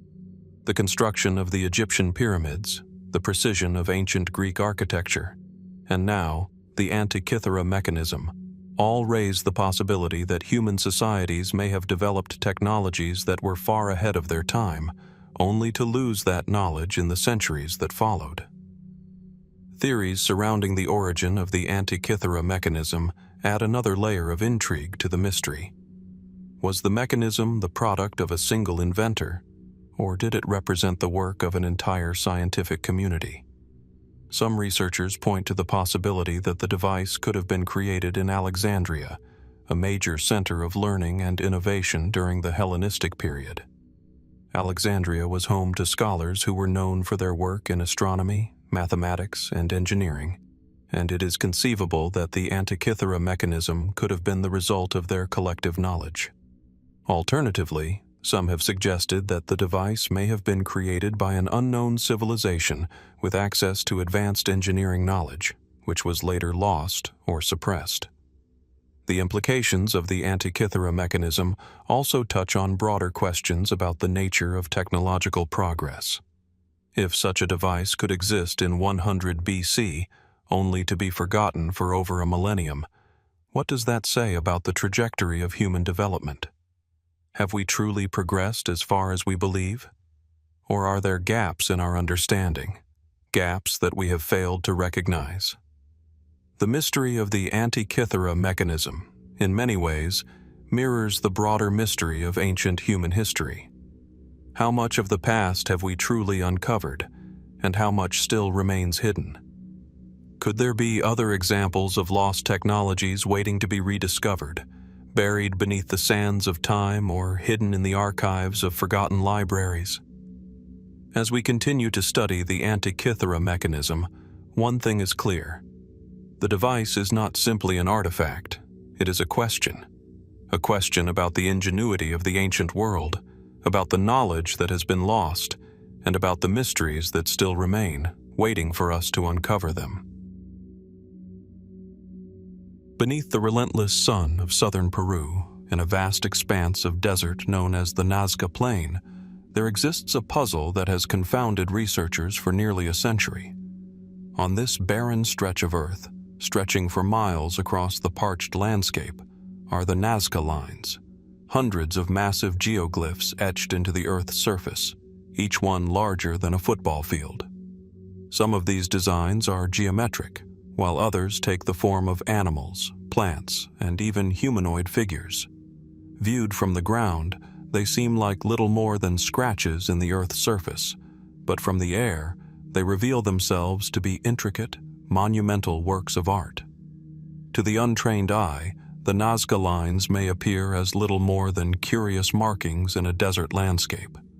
But when one gazes upon these figures from the air, perhaps by plane or drone, the sheer scale and precision of these designs become breathtakingly clear. The most famous of these geoglyphs include the likeness of a spider with long, outstretched legs, a hummingbird with delicate wings, and a monkey with a curled tail. These figures, each with a level of detail and symmetry that defies the crude tools likely used to create them, raise a fundamental question. What was the purpose of these vast, sprawling lines? The age of the Nazca lines has been well established.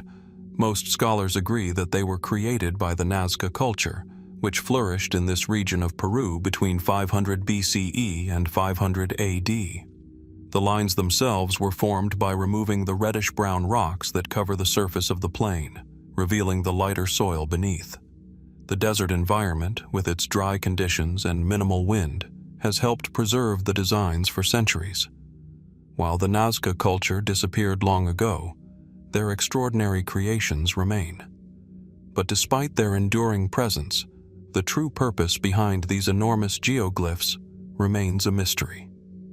Mainstream theories about the Nazca lines suggest that they were likely created for ceremonial or religious purposes. Some researchers propose that the lines served as giant astronomical calendars, marking the positions of the sun, moon, and stars as they rose and set across the horizon. The alignment of certain geoglyphs with solstices and other celestial events has led to the theory that the Nazca people may have used the lines as a tool for tracking the movement of heavenly bodies, possibly as part of an agricultural calendar that governed their crop planting cycles. If this is true, the vastness of the lines and their complexity would be a testament to the Nazca people's deep understanding of astronomy and the importance of celestial patterns in their daily lives. Others have suggested that the lines had a more spiritual function, possibly serving as pathways for ceremonial pilgrimages. The idea is that the geoglyphs were created as part of a religious practice, guiding worshippers to sacred sites or celestial locations. The Nazca people may have believed that the gods or spirits resided in the sky, and that the lines were a way of communicating with them. In this interpretation, the lines would not have been meant to be seen from above, but rather from the ground, an offering to the heavens. Yet, even as mainstream explanations provide some insight into the potential purpose of the Nazca lines, these theories leave many questions unanswered. The most pressing of these is, why create something so large and intricate in a landscape where the vast majority of the population would never have been able to see it from above? The designs are so immense that they can only truly be appreciated from the sky, yet the Nazca people lacked the technology to fly. How could they have known that their work would be visible from such heights? And why would they have constructed something on such a grand scale if it was not meant to be seen from above? This question has led to a number of speculative theories that venture beyond conventional explanations. One of the most famous of these is the idea that the Nazca lines were created with the help of extraterrestrial beings. This theory posits that ancient astronauts, or visitors from another world, may have played a role in the creation of the lines. The idea is that these beings, perhaps observing from the sky or from spacecraft, inspired or even directly assisted the Nazca people in creating the geoglyphs. Proponents of this theory point to the fact that the lines appear to be intended for aerial viewing, a perspective that would have been impossible for the Nazca people to achieve without some form of advanced technology. Was it possible, they ask, that these designs were created as part of an ancient communication system with extraterrestrial visitors? While the extraterrestrial theory is certainly controversial and widely regarded as speculative, it taps into a larger question. Is it possible that the Nazca people had access to knowledge or technologies that we are not fully aware of? The sheer scale of the geoglyphs, combined with their precision, suggests that they may have had a far deeper understanding of geometry, mathematics, and astronomy than was previously thought. Some suggest that the Nazca may have used a form of surveying or geometric technique that has been lost to history, allowing them to create such vast and complex designs with a remarkable degree of accuracy. Other fringe theories suggest that the lines may have been part of a more esoteric or mystical practice, perhaps even linked to the idea of ley lines, lines of energy that some believe connect sacred sites across the earth. According to this theory, the Nazca lines could be markers for these invisible energy pathways, created to harness or channel cosmic forces. Whether or not there is any truth to this notion, it is clear that the lines possess a strange magnetic quality, one that continues to draw attention from around the world. People have long been fascinated by their mystery, and the fact that no single explanation has fully resolved the question of their purpose only deepens the intrigue. The mystery of the Nazca lines is further complicated by the absence of detailed records from the Nazca civilization. Unlike ancient cultures such as the Egyptians or the Mesopotamians, the Nazca people did not leave behind extensive written records. As a result, scholars must rely on archaeology and the study of the lines themselves to piece together what little is known about the culture and its practices. Without written texts to explain the motivations behind the creation of the lines, all we are left with are theories, some grounded in historical research, and others more speculative in nature. One thing that is certain, however, is the enduring sense of wonder that the Nazca lines inspire. Even today, as researchers continue to study the geoglyphs and explore new technologies to map and analyze them, the lines continue to elude a full understanding. In the absence of a definitive explanation, the mystery persists. Perhaps in time, more evidence will emerge to shed light on the true purpose of these vast and intricate designs. Or perhaps the answers will remain buried beneath the shifting sands of time, their purpose lost to the ages. As we stand on the edge of the Nazca Plain, gazing out over the vast desert where these ancient lines stretch toward the horizon, one can't help but wonder, what did the creators of the Nazca lines truly intend? And what might still be hidden within the desert's ancient depths, waiting to reveal its secrets? The answers, like the lines themselves, may be far more elusive than we can imagine. In the dim, dusty corridors of the Yale University Beinecke Rare Book and Manuscript Library, there lies a curious artifact, one that has puzzled historians and scholars for decades. The object is small, unassuming in its appearance, yet its implications are vast. Known as the Vinland map, it is a medieval world map, one that has sparked intense debate about the extent of Norse exploration in North America long before Columbus set sail across the Atlantic. The map, which measures roughly 14 by 10 inches, is drawn on parchment, and its intricate details are both fascinating and frustrating. Depicting parts of Europe, Asia, and what seems to be the northeastern coast of North America, the map includes an area labeled Vinland, a name that matches the Norse sagas describing a land to the west of Greenland. This map, if authenticated, could suggest that Norse explorers reached North America around the 11th century, nearly 500 years before Columbus's famous journey. At first glance, the Vinland map appears to be a standard medieval world map, a product of the medieval era's growing curiosity about the broader world. However, a closer inspection reveals something far more curious. The map's depiction of Vinland, located in what is now modern-day Canada, suggests that the Vikings had navigated to the North American continent centuries before the age of European colonization. This revelation, if accurate, would significantly alter the timeline of European exploration and challenge the traditional narrative of Columbus's discovery of the Americas. The map's presence in a library is part of a much broader mystery. It was discovered in 1957 when a collector named Lawrence Whitten purchased the map from a London-based antiquities dealer. Upon his acquisition, it was immediately subjected to scrutiny, with experts initially skeptical of its authenticity. The map had not appeared in any historical records, and no other known maps from the same period depicted such precise geographical details about the New World. The map's journey from a private collection to one of the most iconic and mysterious historical artifacts of the 20th century has sparked interest from historians, archaeologists, and cartographers alike.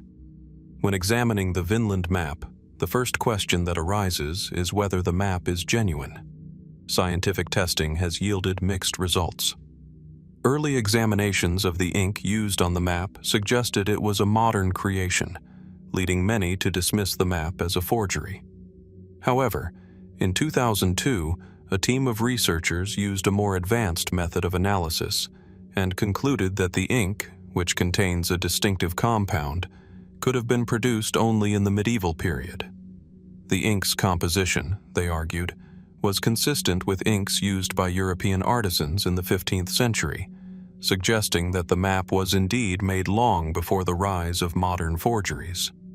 Still, the question of authenticity remains unresolved. Could the map have been an elaborate hoax, crafted centuries after the supposed events it depicts? If the Vinland map is authentic, it raises a far more intriguing question. How could medieval cartographers have known of North America, particularly the region known as Vinland? According to Norse sagas, Norse explorers, including Leif Erikson, made contact with a land far to the west of Greenland, a place they called Vinland. This land was described as rich in resources, with abundant timber and fertile soil, qualities that do not match the icy terrain of Greenland or Iceland. The sagas tell of several expeditions to Vinland, but no archaeological evidence of a large, sustained Norse settlement has ever been conclusively found on the North American continent. For years, the Vinland map has been a focal point in debates about Viking exploration. If the map is indeed from the 15th century, it could be the earliest piece of evidence that shows how Viking explorers mapped and navigated parts of North America. But how could such detailed knowledge of the land have been passed down through the centuries? And why would a map of Vinland be made in the first place?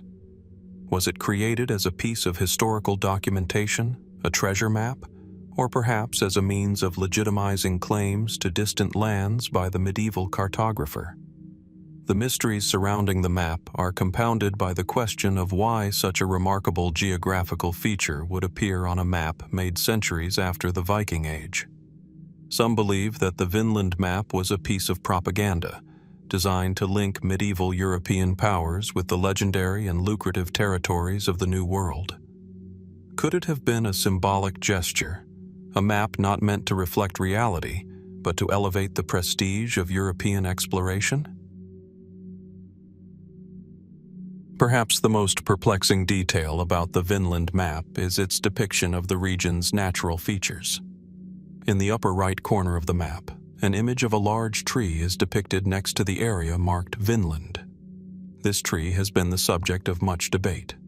Some historians suggest that it represents the abundant forests described in the Norse sagas, while others argue that the tree is an artistic flourish, a symbolic marker of the richness of Vinland, or a means of evoking the mythic nature of the land.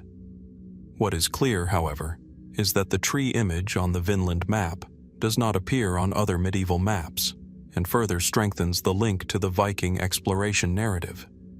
The depiction of the tree raises more questions. Did the mapmaker have access to actual information about the vegetation in the New World, or was it a simple artistic convention? Could the tree be an artistic clue pointing to a deeper, unknown truth about the map's origins? Over the years, the Vinland map has been at the center of scholarly arguments that blur the lines between fact and speculation. Some academics, taking a more conservative approach, suggest that the map's depiction of Vinland was based on ancient but now lost cartographic knowledge passed down from Viking explorers, perhaps through a mix of oral and written tradition. Others, however, entertain the idea that the map is a product of imagination, a romanticized rendering of Viking voyages crafted centuries later based on little more than hearsay and myth. Still, others consider the map to be part of a broader tradition of medieval exploration. It is well known that during the 15th century, European nations were beginning to expand their naval explorations. The Vinland map, with its depiction of distant lands, could have been created by someone looking to place Europe at the center of a larger global network, an early attempt to document a world that was beginning to reveal its secrets. If this were the case, the Vinland map would not only represent the idea of the Americas, but also the European desire to stake a claim in the age of exploration. Could the Vinland map hold clues to a deeper mystery, one that challenges our current understanding of history? Could it suggest that the Norse did reach North America centuries before Columbus? Or could it, as some have proposed, be a forgery designed to claim an early link to the New World? Theories and speculations abound, but the truth remains elusive. As with so many historical mysteries, the Vinland map presents more questions than answers. Perhaps the map was merely a symbol of medieval European curiosity about distant lands. Or perhaps it is an artifact of a lost history, one that speaks of the Viking presence in North America long before the Age of Discovery. What knowledge did the mapmakers possess, and how did they come by it? Was Vinland truly a place known to them, or is it a myth brought to life through ink and parchment? The Vinland map invites us to look beyond what we think we know about history, urging us to ask, how much of the past remains hidden, and what pieces of evidence, like this ancient map, still lie waiting to be uncovered? Somewhere deep in the heart of the Virginia wilderness, nestled amid the dense forests of the Blue Ridge Mountains, lies a mystery that has captured the imagination of treasure hunters and historians alike for nearly 2 centuries. It is a treasure hunt that has become the stuff of legend, known as the Beale Treasure, a hoard of gold, silver, and jewels said to be hidden by a man named Thomas J. Beale. The story of this treasure, however, is as elusive as the treasure itself. shrouded in layers of intrigue, codes, and unanswered questions. The legend begins in the early 19th century. According to the tale, Beale, a man of little notoriety, came into possession of a vast fortune while traveling westward. His wealth was said to be the result of a series of successful gold and silver finds, and upon returning to Virginia, he supposedly sought to secure his riches for a time when they could be safely retrieved. As the story goes, Beale enlisted the help of a few trusted companions to bury his treasure in a secret location, leaving behind a set of cryptic documents that would, if deciphered, reveal its whereabouts. The treasure itself, the legend claims, consists of an immense fortune: gold, silver, and jewels, wealth that could change the lives of anyone who uncovered it. But the key to finding it lies within 3 mysterious ciphered documents. These documents, which are said to contain detailed instructions on the treasure's location, have been the subject of intense study for generations. The most famous of these, known as the Beale cipher, is a complex series of numbers that, if correctly interpreted, would reveal the hiding place of the treasure. The first of these ciphers is a simple, seemingly innocuous list of numbers. For decades, the Beale cipher has baffled cryptographers, as it does not immediately appear to follow any recognizable pattern. Early attempts at decoding it using traditional cryptographic methods have yielded no results. Despite this, the cipher's structure has suggested to many that it holds the key to one of the most valuable treasures ever hidden. The problem lies in the method of encryption itself. If the cipher were merely a complex number substitution, the treasure could have been found long ago. Yet, all attempts to break the code have been unsuccessful, leading some to wonder if the cipher is more than just a simple puzzle. It may be an elaborate hoax, a riddle designed to mislead rather than inform. Then, there is the second document, a letter said to have been written by Beale himself. This letter is purportedly a final message to a man named James B. Ward, to whom Beale had entrusted the cipher. In the letter, Beale supposedly outlines his experiences and offers additional hints about the treasure's location. But while some believe this letter contains crucial information, its authenticity has been called into question. Was Beale's letter a genuine communication, or was it simply part of a broader tale spun by those who sought to perpetuate the mystery? The third document, perhaps the most enigmatic of all, is often referred to as the key. This key is said to be the essential piece that will unlock the ciphered numbers and reveal the precise location of the treasure. Some believe it is a specific book, a Bible, possibly the King James Version, that, when used in conjunction with the cipher, could provide the necessary clues. Others suggest that the key could be something entirely different, perhaps a map or a set of coordinates hidden in plain sight. What is certain, however, is that the cipher's elusive nature has led many to speculate about its origins. Was it designed to be solvable, or was it created with the intention of remaining unsolved for eternity? Over the years, countless treasure hunters have ventured into the Virginia wilderness, hoping to unearth the treasure and unravel the mystery once and for all. Some have searched for decades, scouring the dense woods, analyzing old maps, and attempting to decode the cryptic ciphers. Others have invested large sums of money into the pursuit, hoping to strike it rich with a discovery that could make history. Yet, despite the best efforts of these treasure hunters, the Beale treasure remains hidden, its precise location still unknown. One of the most fascinating aspects of the Beale treasure mystery is the way in which it intertwines with the larger history of treasure hunting. The Beale story is part of a long tradition of hidden wealth, where treasure maps and cryptic clues lead adventurers on wild quests for untold riches. But what sets the Beale treasure apart from other tales of lost fortunes is the extent to which it has remained shrouded in uncertainty. While there are many who believe the treasure is nothing more than a myth, a fictional story created to tantalize the public and inspire treasure hunters, there are others who remain convinced that the treasure exists, waiting to be discovered. Some experts argue that the Beale Treasure may have been buried in the mid-1800s, possibly during a time of political and social upheaval. The early to mid-19th century was a period of significant change in the United States, with the expansion of the frontier, the rise of industrialization, and the growing tensions leading to the Civil War. It is conceivable that Beale, or the people involved in his treasure's concealment, saw these changes as a threat to the safety of their wealth and took precautions to protect it. If this theory is true, the treasure may be hiding in a location that was once thought to be safe, but is now more difficult to access due to the changing landscape of the area. Another theory, however, suggests that the Beale Treasure may never have existed in the first place. Some believe that the entire story, from the cipher to the treasure itself, was nothing more than an elaborate ruse designed to create a sense of mystery and allure. According to this view, the treasure could have been invented as part of a marketing or promotional scheme, or even as a deliberate hoax intended to deceive those who would come in search of it. For those who adhere to this theory, the Beale Treasure is not a real historical mystery, but rather a carefully crafted piece of folklore. Despite these differing viewpoints, the legend of the Beale Treasure continues to endure.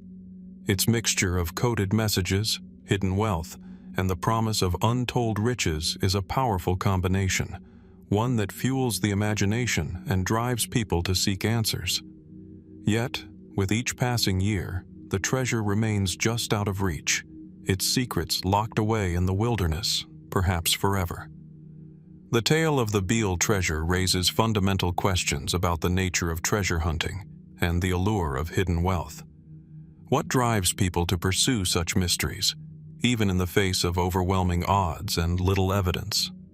Is it the hope of finding something valuable, or is it the thrill of the chase, the belief that there is always more to discover, just beyond the horizon? As we continue to explore the legend of the Beale Treasure, we are left to wonder, was this treasure ever truly hidden, or has the mystery itself become more valuable than any physical riches?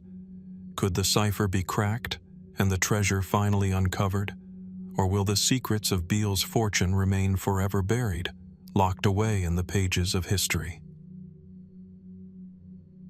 Nestled within the quiet, rural expanse of Suffolk, England, lies the village of Woolpit, a place so serene that it feels almost timeless. Yet, centuries ago, something happened here that would forever blur the line between history and myth. It was in the 12th century, during the reign of King Stephen, that two strange children, pale and with green-tinted skin, appeared in the village. Their arrival, as bizarre as it was, would give rise to one of the most enduring and peculiar mysteries in English folklore: the tale of the green children of Woolpit. The story begins in the midst of the harvest season, when workers in the fields outside Woolpit spotted two children, a brother and a sister, emerging from a nearby wolf pit, a deep, narrow shaft that had once been used to trap wolves. According to the earliest written account, recorded by the chronicler William of Newburgh in the 12th century, the children were unlike anything the villagers had ever seen. They were dressed in strange, unfamiliar clothing and appeared utterly disoriented, frightened, and confused. Their skin, as described, was a distinct shade of green, an eerie, almost luminous green that seemed to shimmer in the daylight. Upon being brought into the village, the children could not communicate with the locals, speaking a language that no one recognized. Yet, they were soon fed and cared for, their strange appearance slowly becoming the talk of the town. The boy, weaker than the girl, died shortly after being taken in, but the girl survived, slowly adapting to life in the village. She eventually learned to speak English and told the villagers a remarkable tale, one that would both captivate and mystify those who heard it. According to the girl, she and her brother had come from a land unlike any known to the people of Woolpit. She spoke of a place where everything was green, a strange, otherworldly landscape that she referred to as St. Martin's Land. She described a realm of perpetual twilight, with no sun in the sky and no visible stars. The children, she explained, had been playing in this strange land when they found themselves inexplicably lost, stumbling into the Woolpit and being transported to the human world of Woolpit. The girl's story was a simple one, yet it left more questions than answers. The mysterious green children, who they were, where they came from, and why they looked as though they belonged to an entirely different world, captured the imagination of all who heard their tale.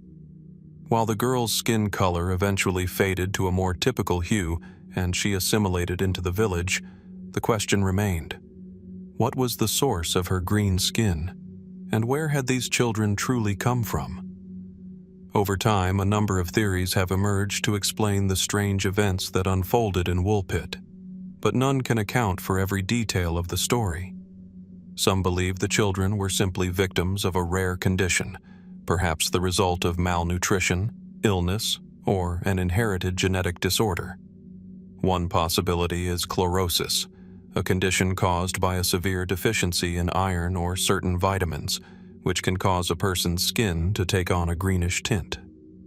But while this condition might explain the color of their skin, it does little to address the more peculiar aspects of the story, such as the children's strange clothing and their mysterious origin. Another, more speculative theory posits that the green children came from another dimension or parallel world. This theory, though fantastical, suggests that the children might have accidentally stumbled through a rift between worlds, finding themselves trapped in a strange version of reality. In this scenario, the green skin could be a result of their exposure to an alien environment, one in which they were adapted to conditions that humans could not survive. Such theories, though speculative, continue to captivate those who look for explanations that transcend the physical world.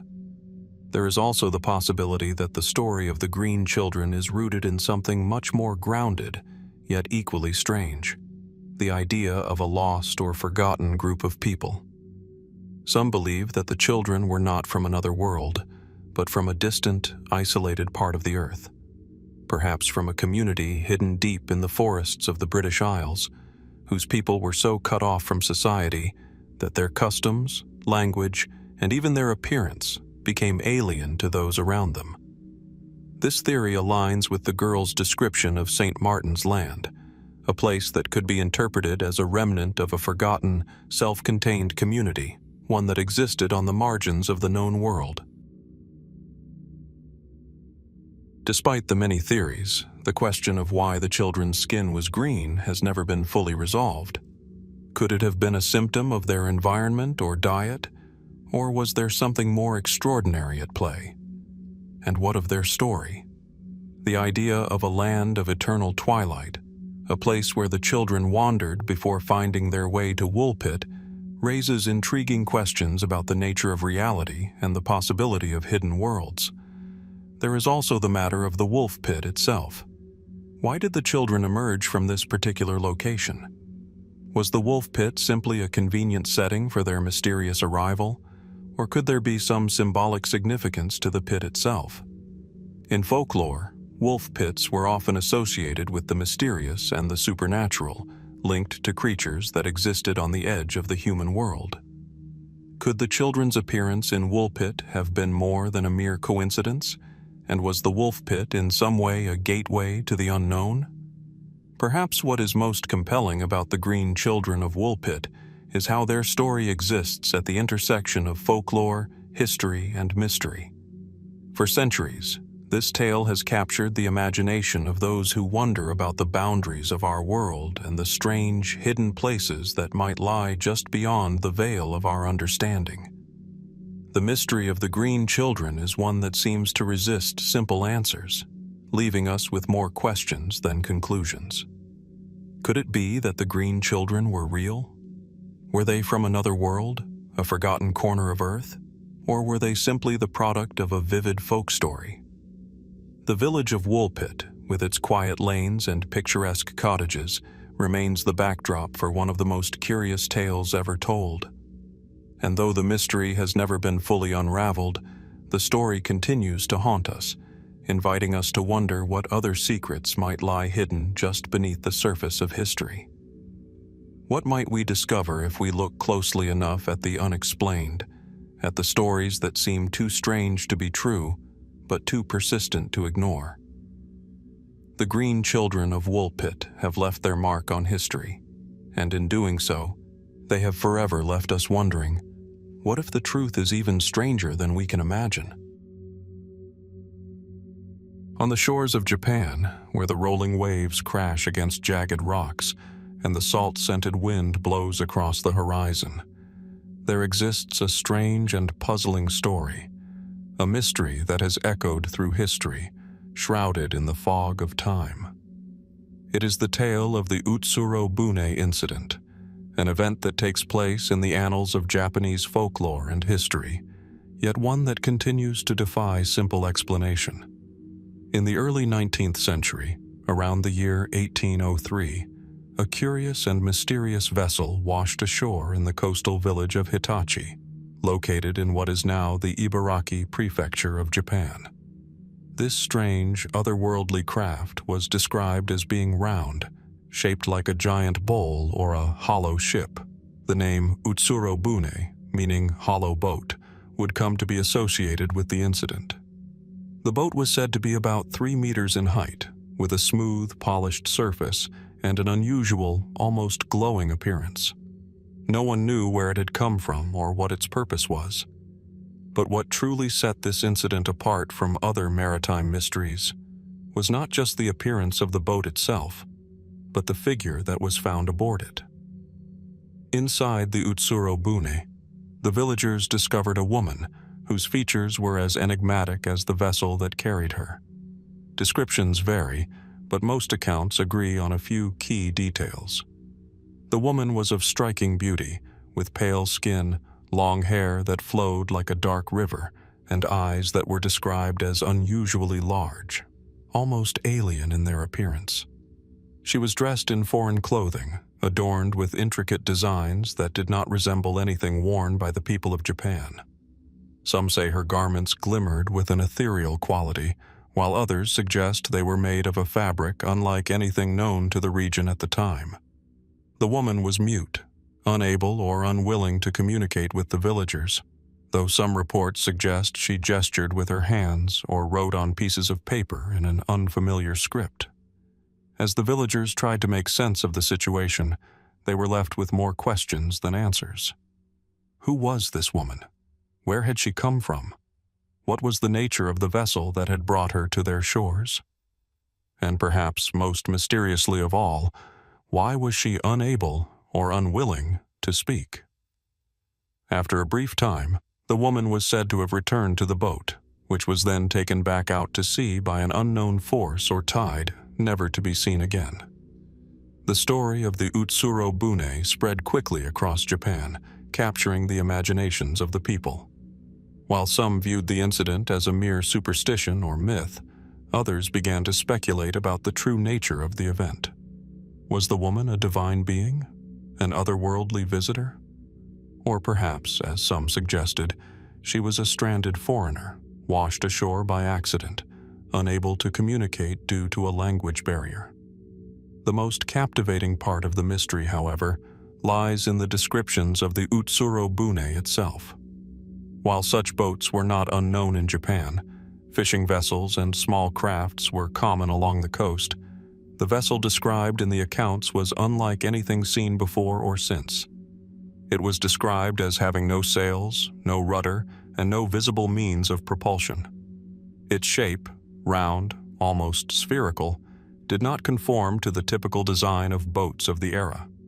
Its surface was described as smooth and unblemished, and it seemed to shimmer with an otherworldly glow. This curious boat has led some to speculate that the Utsuro-bune may have been a type of advanced technology, possibly even extraterrestrial in origin. The spherical shape, the unusual construction, and the mysterious appearance of the vessel have fueled theories that it was a craft from beyond Earth, an ancient spacecraft that had somehow found its way to our planet. Could it be that the Utsuro-bune was not a boat at all, but a kind of alien vessel, and the woman aboard it, A visitor from another world?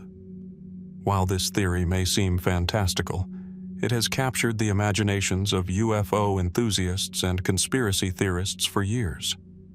On the other hand, some scholars have proposed a more grounded explanation. They suggest that the woman and the boat could have been the result of a misidentification or cultural misunderstanding. Perhaps the woman was a foreigner from a distant land such as China or the West, whose language and appearance were unfamiliar to the villagers. The boat, then, may have been a foreign vessel, possibly a Portuguese or Dutch craft, washed ashore during a storm. At the time, Japan had limited contact with the outside world, and foreigners were often seen as strange or even mystical. The descriptions of the boat's unusual shape and the woman's exotic appearance could have been exaggerated or distorted through the lens of local folklore. The idea that the Utsuro-bune Incident was the result of a foreigner's arrival is supported by the historical context of the time. In the early 1800s, Japan was still under the policy of Sakoku, a period of isolation that restricted foreign trade and interaction.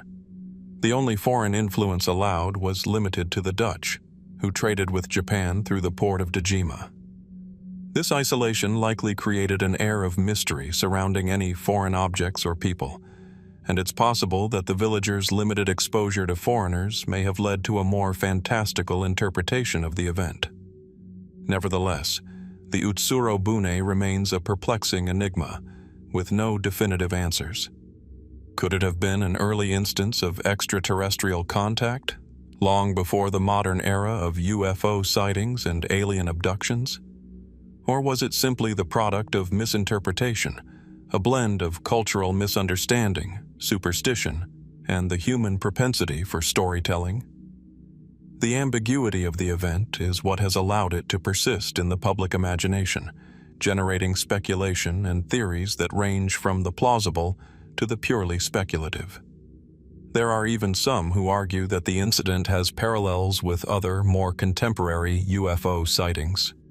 The woman's appearance and the strange glowing vessel could be seen as the earliest known record of what we would today call a UFO encounter. If one entertains this idea, the Utsuro-bune Incident takes on a whole new dimension, one that transcends folklore and enters the realm of the unexplained. The woman's sudden appearance, her silence, and her mysterious departure could all be seen as hallmarks of a UFO encounter, albeit one far older than anything modern eyewitnesses could recall. As we delve deeper into the mystery of the Utsuro-bune, we are reminded of how little we truly understand about the world around us. Whether the woman in the hollow boat was a mystical figure, a stranded foreigner, or a visitor from another world, the incident serves as a stark reminder that there are many questions left unanswered in our shared history. The mystery of the Utsuro-bune endures, not as a definitive case to be solved, but as a testament to the strange and unexplained events that continue to challenge our understanding of reality. What remains of the Utsuro-bune, like many such mysteries, is not the certainty of answers, but the allure of the unknown. What truths, if any, lie hidden beneath the waves of time, waiting for the right moment to emerge from the fog? Somewhere in the endless expanse of the Egyptian desert, amidst the desolation of the sands, lies one of the greatest mysteries of the ancient world, the fate of the lost Roman army of Cambyses. The story begins in the year 525 BC, during the reign of the Persian king Cambyses II, who had embarked on an ambitious campaign to conquer Egypt. The Romans, then a rising power, had little involvement with Egypt at this point. But Cambyses, a king of ruthless ambition, would unknowingly set into motion a mystery that would remain unresolved for over 2 millennia. The story is an eerie one, filled with the echoes of a vanishing force, an army that seemingly disappeared without a trace in the vast, inhospitable desert. Their journey began as a military campaign, and their disappearance became a legend, leaving behind only questions. The location where they vanished, somewhere between the Nile Delta and the oasis of Siwa, has been the subject of speculation and debate ever since. The event itself, though shrouded in uncertainty, can be traced to the Persian king Cambyses, who sought to assert his dominance over Egypt. In 525 BC, after successfully defeating the Egyptian forces in the Battle of Pelusium, Cambyses set his sights on the Siwa oasis, home to the legendary Oracle of Amun. The Oracle, an ancient and revered figure, was said to possess the ability to foretell the future. Cambyses, perhaps seeking to prove his divine right, or simply hoping to humiliate the Egyptian gods, decided to march his army into the desert to consult the oracle. What happened next is a tale that has tantalized historians for centuries.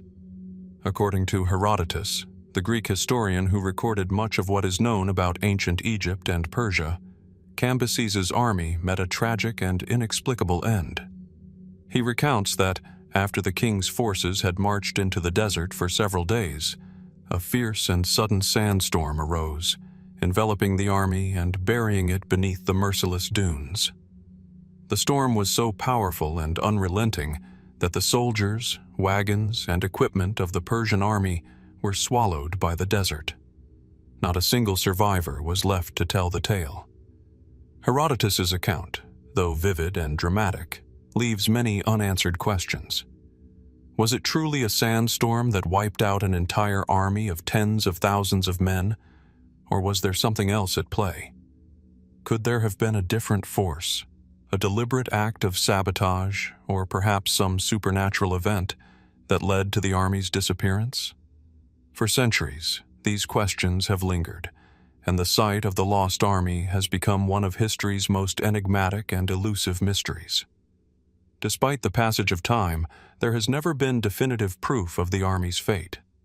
Archaeologists and historians have scoured the desert for clues, but the vast, unforgiving terrain of Egypt's western desert has made any serious attempt at finding the remains of Cambyses' army extraordinarily difficult. The Siwa oasis, the supposed destination of the army, remains a focal point for those who believe the remains of the lost army may be buried there. Yet, the desert refuses to give up its secrets. Some suggest that Herodotus's account may have been exaggerated or distorted over time. Was it possible that the Persian army wasn't completely wiped out? Perhaps, it is theorized, the army merely became lost in the desert and suffered from exhaustion, disease, or other factors, with the true extent of the disaster becoming embellished through generations of retelling. The ancient world was filled with stories of vanishing armies and mysterious disappearances. Was this simply another tale that grew in the telling? Others point to the possibility that the lost army might have been destroyed by forces far more sinister than mere nature. Could it have been the work of the Egyptian forces, or even the indigenous desert tribes, who may have ambushed the Persians under the cover of the storm? Some scholars speculate that Cambyses' death shortly after the failed expedition may have added to the perception of the army's total destruction, amplifying the idea that something beyond ordinary battle had taken place. Could it have been the Egyptian gods themselves, punishing Cambyses for his disrespect toward their oracle? The notion of divine retribution was not uncommon in the ancient world, and it has remained a tantalizing possibility for some. Then there are those who believe that the Utsuro-bune-like mystery of the army's disappearance might point to something far stranger. Could it be that the army did not simply perish in the desert, but was transported into another realm, another dimension, or even another time? This theory, while speculative, is not without intrigue, especially in an age where interest in the unexplained and the paranormal continues to grow. The Persian king's obsession with the Oracle of Amun and the idea of consulting divine powers could have stirred up ancient, esoteric forces that, if not literal gods, may have been forces beyond comprehension. But how much of this theory is based in historical truth, and how much in pure myth, remains unclear. As with many ancient stories, the blend of fact, myth, and the natural world leaves us with more questions than answers. What would it take for an entire army to disappear without a trace? Could the army have gotten lost, stranded in a sea of sand, or was there a far more deliberate supernatural cause at play? Could the storm that swept through the desert been a rare, once-in-a-lifetime event, or a much more terrifying phenomenon, perhaps even something artificially induced? And most haunting of all, is it possible that the remains of Cambyses' lost army still lie buried beneath the sands, waiting to be uncovered by future explorers? The story of the lost Roman army of Cambyses is not only a tale of military misfortune, but one that raises far-reaching questions about the fragility of history itself. The sands of time have a way of erasing things from memory. Entire civilizations, lost cities, and entire armies vanishing as if they had never existed at all. As we gaze out into the shifting dunes, the winds still carrying the whispers of forgotten worlds, the mystery of Cambyses' lost army lingers, unanswered and unresolved. Could the truth lie buried beneath the desert, awaiting discovery, or have the secrets of the past truly been lost to time? Perhaps, in time, the sands will shift once again, revealing what was once thought impossible to find. Until then, the story of the lost army endures, an ancient enigma waiting for the day when the truth may finally come to light. As the sun sets over the ancient sands of Egypt, casting long shadows over the pyramids and tombs of the pharaohs, there exists a small yet enigmatic artifact that has baffled archaeologists and historians alike. The Saqqara bird, discovered in 1898 in the Saqqara necropolis, is a small wooden object that seems to carry with it a mystery far larger than its size suggests. At first glance, it appears to be little more than a simple bird figurine, an innocuous relic from a bygone era. But upon closer inspection, the Saqqara bird opens the door to questions that stretch the limits of our understanding of ancient Egypt, and even the very nature of technology and science in the distant past. The Saqqara bird was unearthed from a tomb dating back to around 200 BC, during Egypt's Ptolemaic period.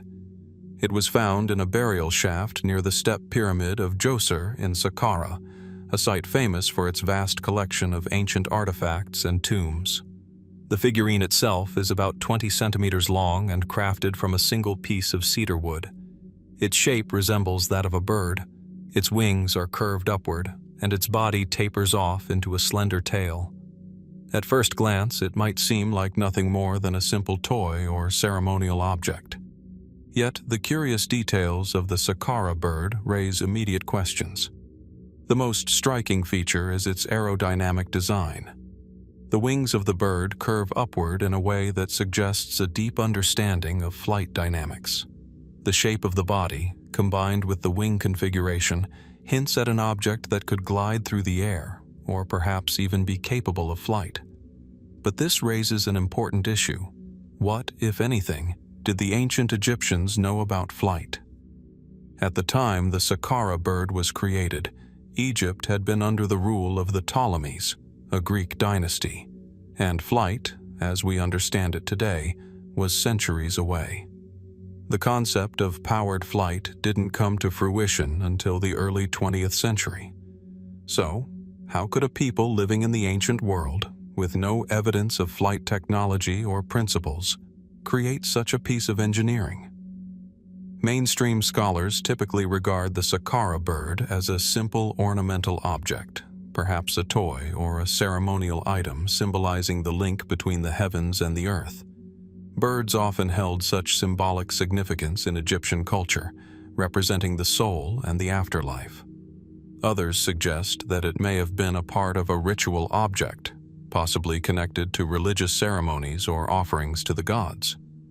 The aerodynamic features, in this context, might simply be coincidental or a reflection of aesthetic sensibilities, rather than functional design. However, for some, this simple explanation doesn't quite satisfy.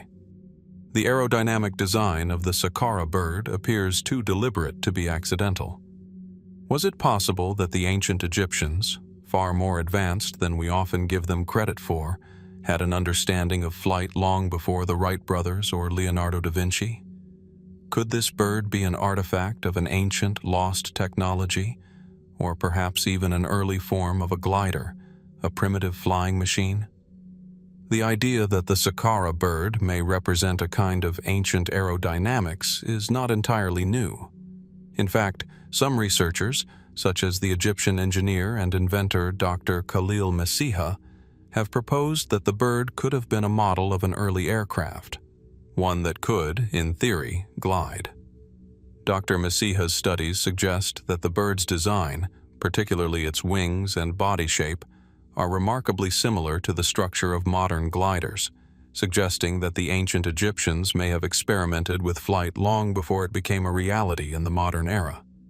According to this theory, the Saqqara bird could be seen as a model or a prototype, an early attempt to understand the principles of aerodynamics, though this remains highly speculative. In 1969, an engineer named Jean-Pierre Luminet published a study that added fuel to the fire of these speculative theories. Luminet examined the bird's shape and concluded that it was not simply a model of an animal, but rather an object that could potentially take flight. He noted that the bird's curved wings resemble the structure of a modern sailplane, a type of glider that uses the wind for lift. For Luminet, this was more than mere coincidence. It suggested that the ancient Egyptians, far ahead of their time, may have been exploring the possibility of flight. Despite the excitement surrounding such theories, however, mainstream archaeology has been slow to accept them. The fact remains that there is no definitive evidence to suggest that the Saqqara bird was intended to fly, or that the Egyptians possessed knowledge of flight technology. The ancient Egyptians left behind a wealth of monumental structures, religious texts, and art, but no written records or artifacts clearly indicating an understanding of flight. So, why then would such a small object, seemingly insignificant in the grand scope of ancient Egyptian culture, appear to possess qualities so advanced? One possible explanation could lie in the symbolic importance of the bird in ancient Egyptian culture.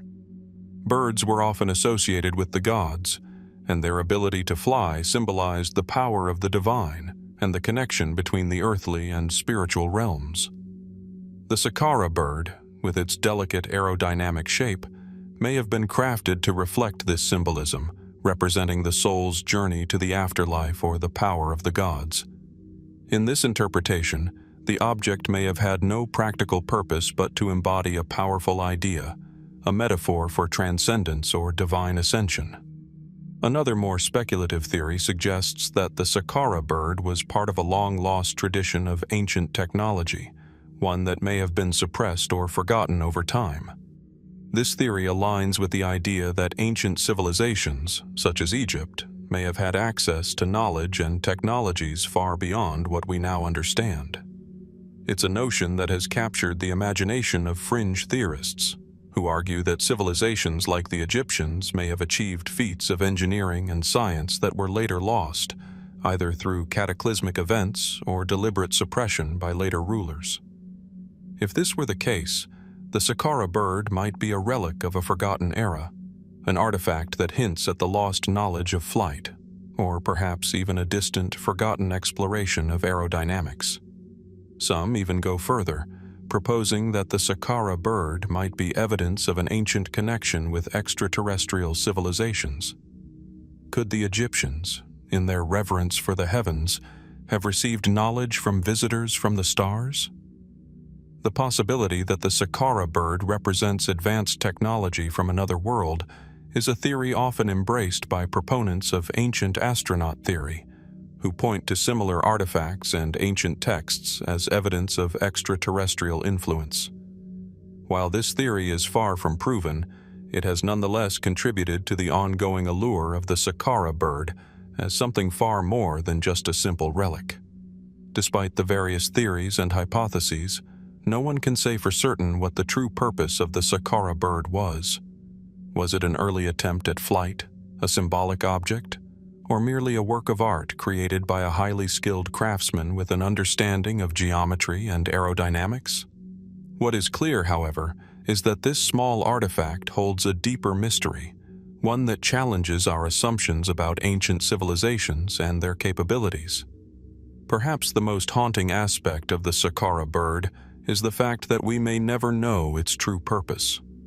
The artifact, tucked away in the vast desert of Egypt, has endured for centuries, outlasting the civilization that created it. It stands as a silent testament to a lost time, a time when the boundaries between the earthly and the divine, the known and the unknown, were perhaps not so rigid as we might think. As we look upon the Saqqara bird today, we are left to wonder, what other secrets does the ancient world hold? What knowledge has been lost to time, buried beneath layers of sand, history, and myth? Could it be that the Egyptians, in their pursuit of the divine, uncovered truths about the universe, about flight, about the nature of life, and even about the possibilities of human advancement, that we are only beginning to understand? The Saqqara bird leaves us with these questions, unanswered and unresolved, as we continue to search for the mysteries that lie just beyond the reach of our understanding. The small, unassuming Dorchester Pot sits quietly in a museum, nestled amongst countless other historical artifacts. But the object's presence belies the profound mystery surrounding it.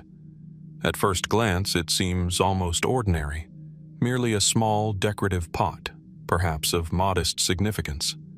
However, when viewed through the lens of history and archaeology, the Dorchester Pot becomes something much more, a curious relic of the distant past that raises as many questions as it answers.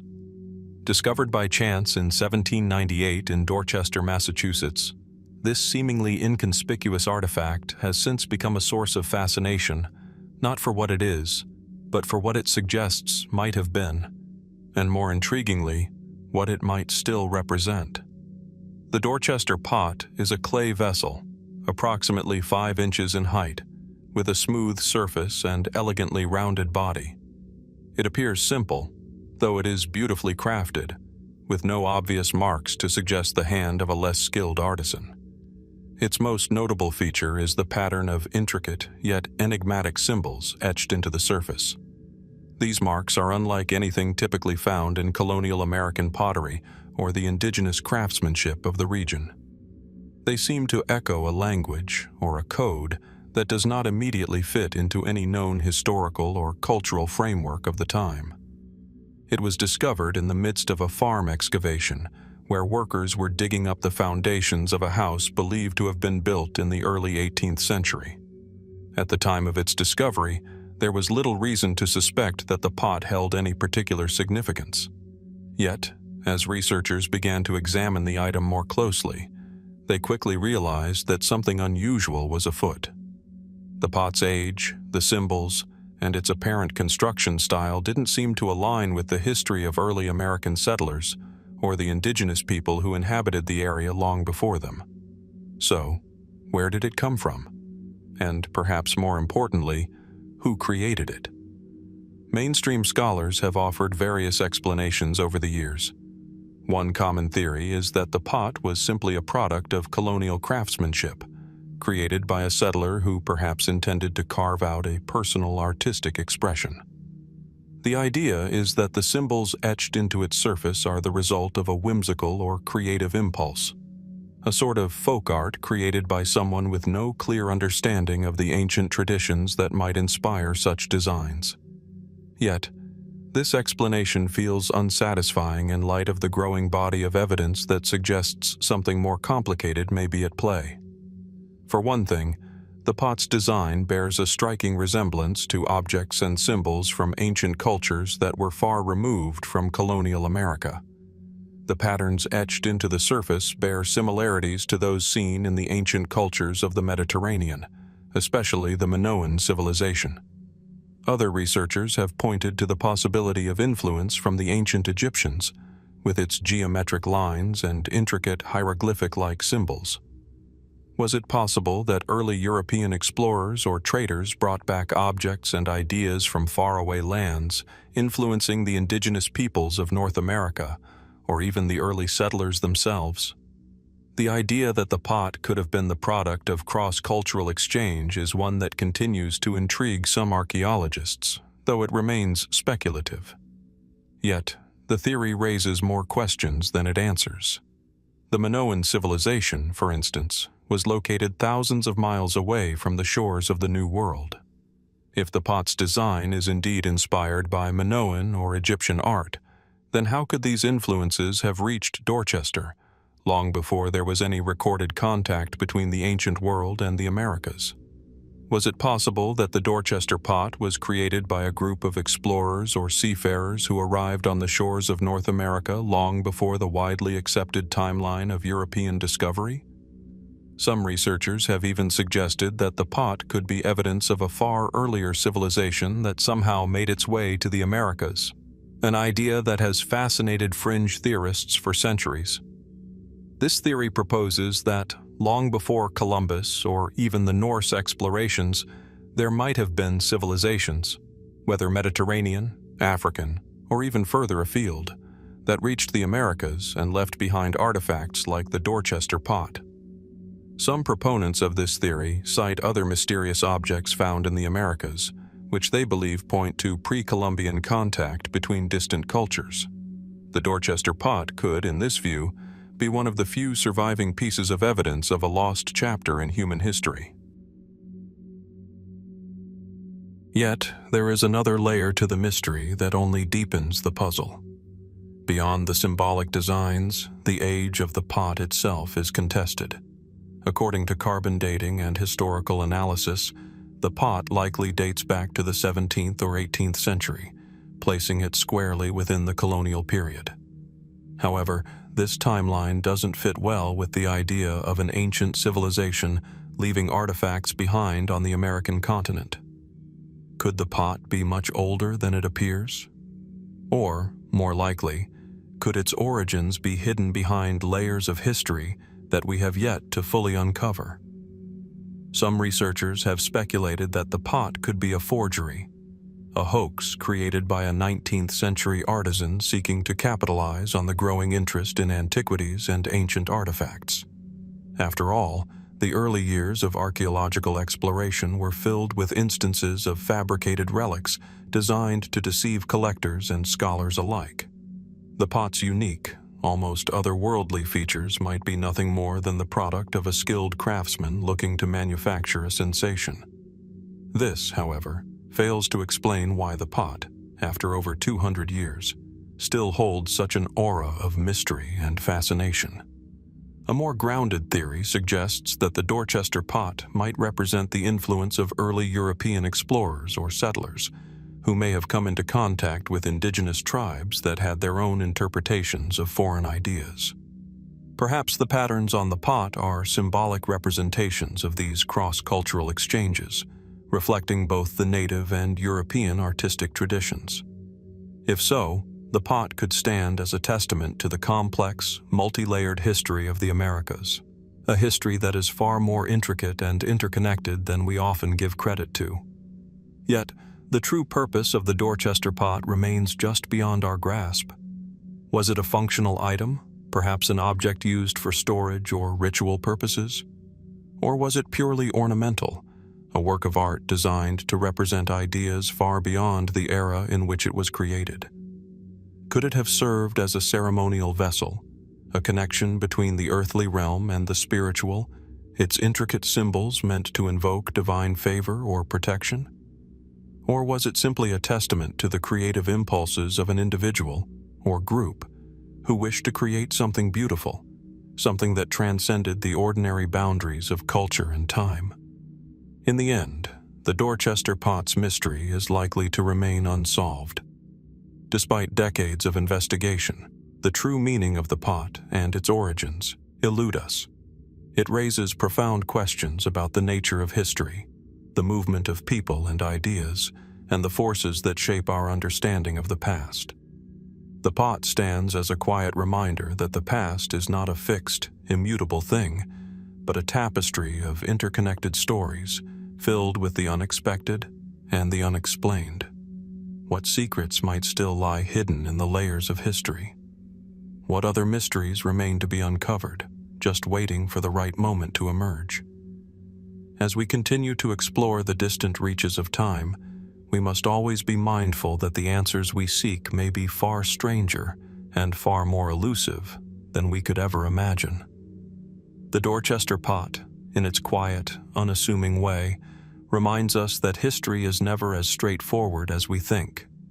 Sometimes, the truth lies hidden, just out of reach, in the most unlikely of places. As the mystery of the Dorchester Pot lingers in the shadows of history, one cannot help but wonder what hidden narratives it might hold. With every theory proposed and every hypothesis raised, the pot becomes more than just an artifact. It transforms into a key to unlocking a broader enigma. Was it simply a product of its time, or does it point to a more profound intersection of cultures, long lost to the annals of history? The symbols etched into its surface could represent something far deeper, an ancient message waiting to be deciphered, or a forgotten connection between distant worlds. And so, the questions persist. What might we still uncover, hidden just beneath the surface, waiting for the right person, the right tool, the right moment to bring it all into the light? As historians and archaeologists continue to explore the past, it is important to remember that even the smallest and most seemingly inconsequential objects can hold the key to greater discoveries. The Dorchester Pot, though small and obscure, serves as a reminder of how much we have yet to learn. It raises a fundamental question: how much of history is truly lost, and how much simply remains concealed, obscured by time, mystery, and the limitations of our understanding? Could this small vessel be more than just a curiosity? Could it be the last tangible link to a forgotten history that never quite made it into the books? In the future, the Dorchester Pot may yet reveal more than what we currently know. New technologies, new methods of analysis, and new insights into the past may eventually allow us to peel away the layers of mystery surrounding this small but powerful artifact. Until then, it serves as a quiet, unyielding reminder of the many questions that remain unanswered. What does it truly represent, and why was it created? As we delve deeper into the story of this artifact, we find ourselves confronted not only with the complexities of history, but also with the deep, uncharted waters of human curiosity and exploration. Could this small, seemingly insignificant object hold the key to a much larger puzzle?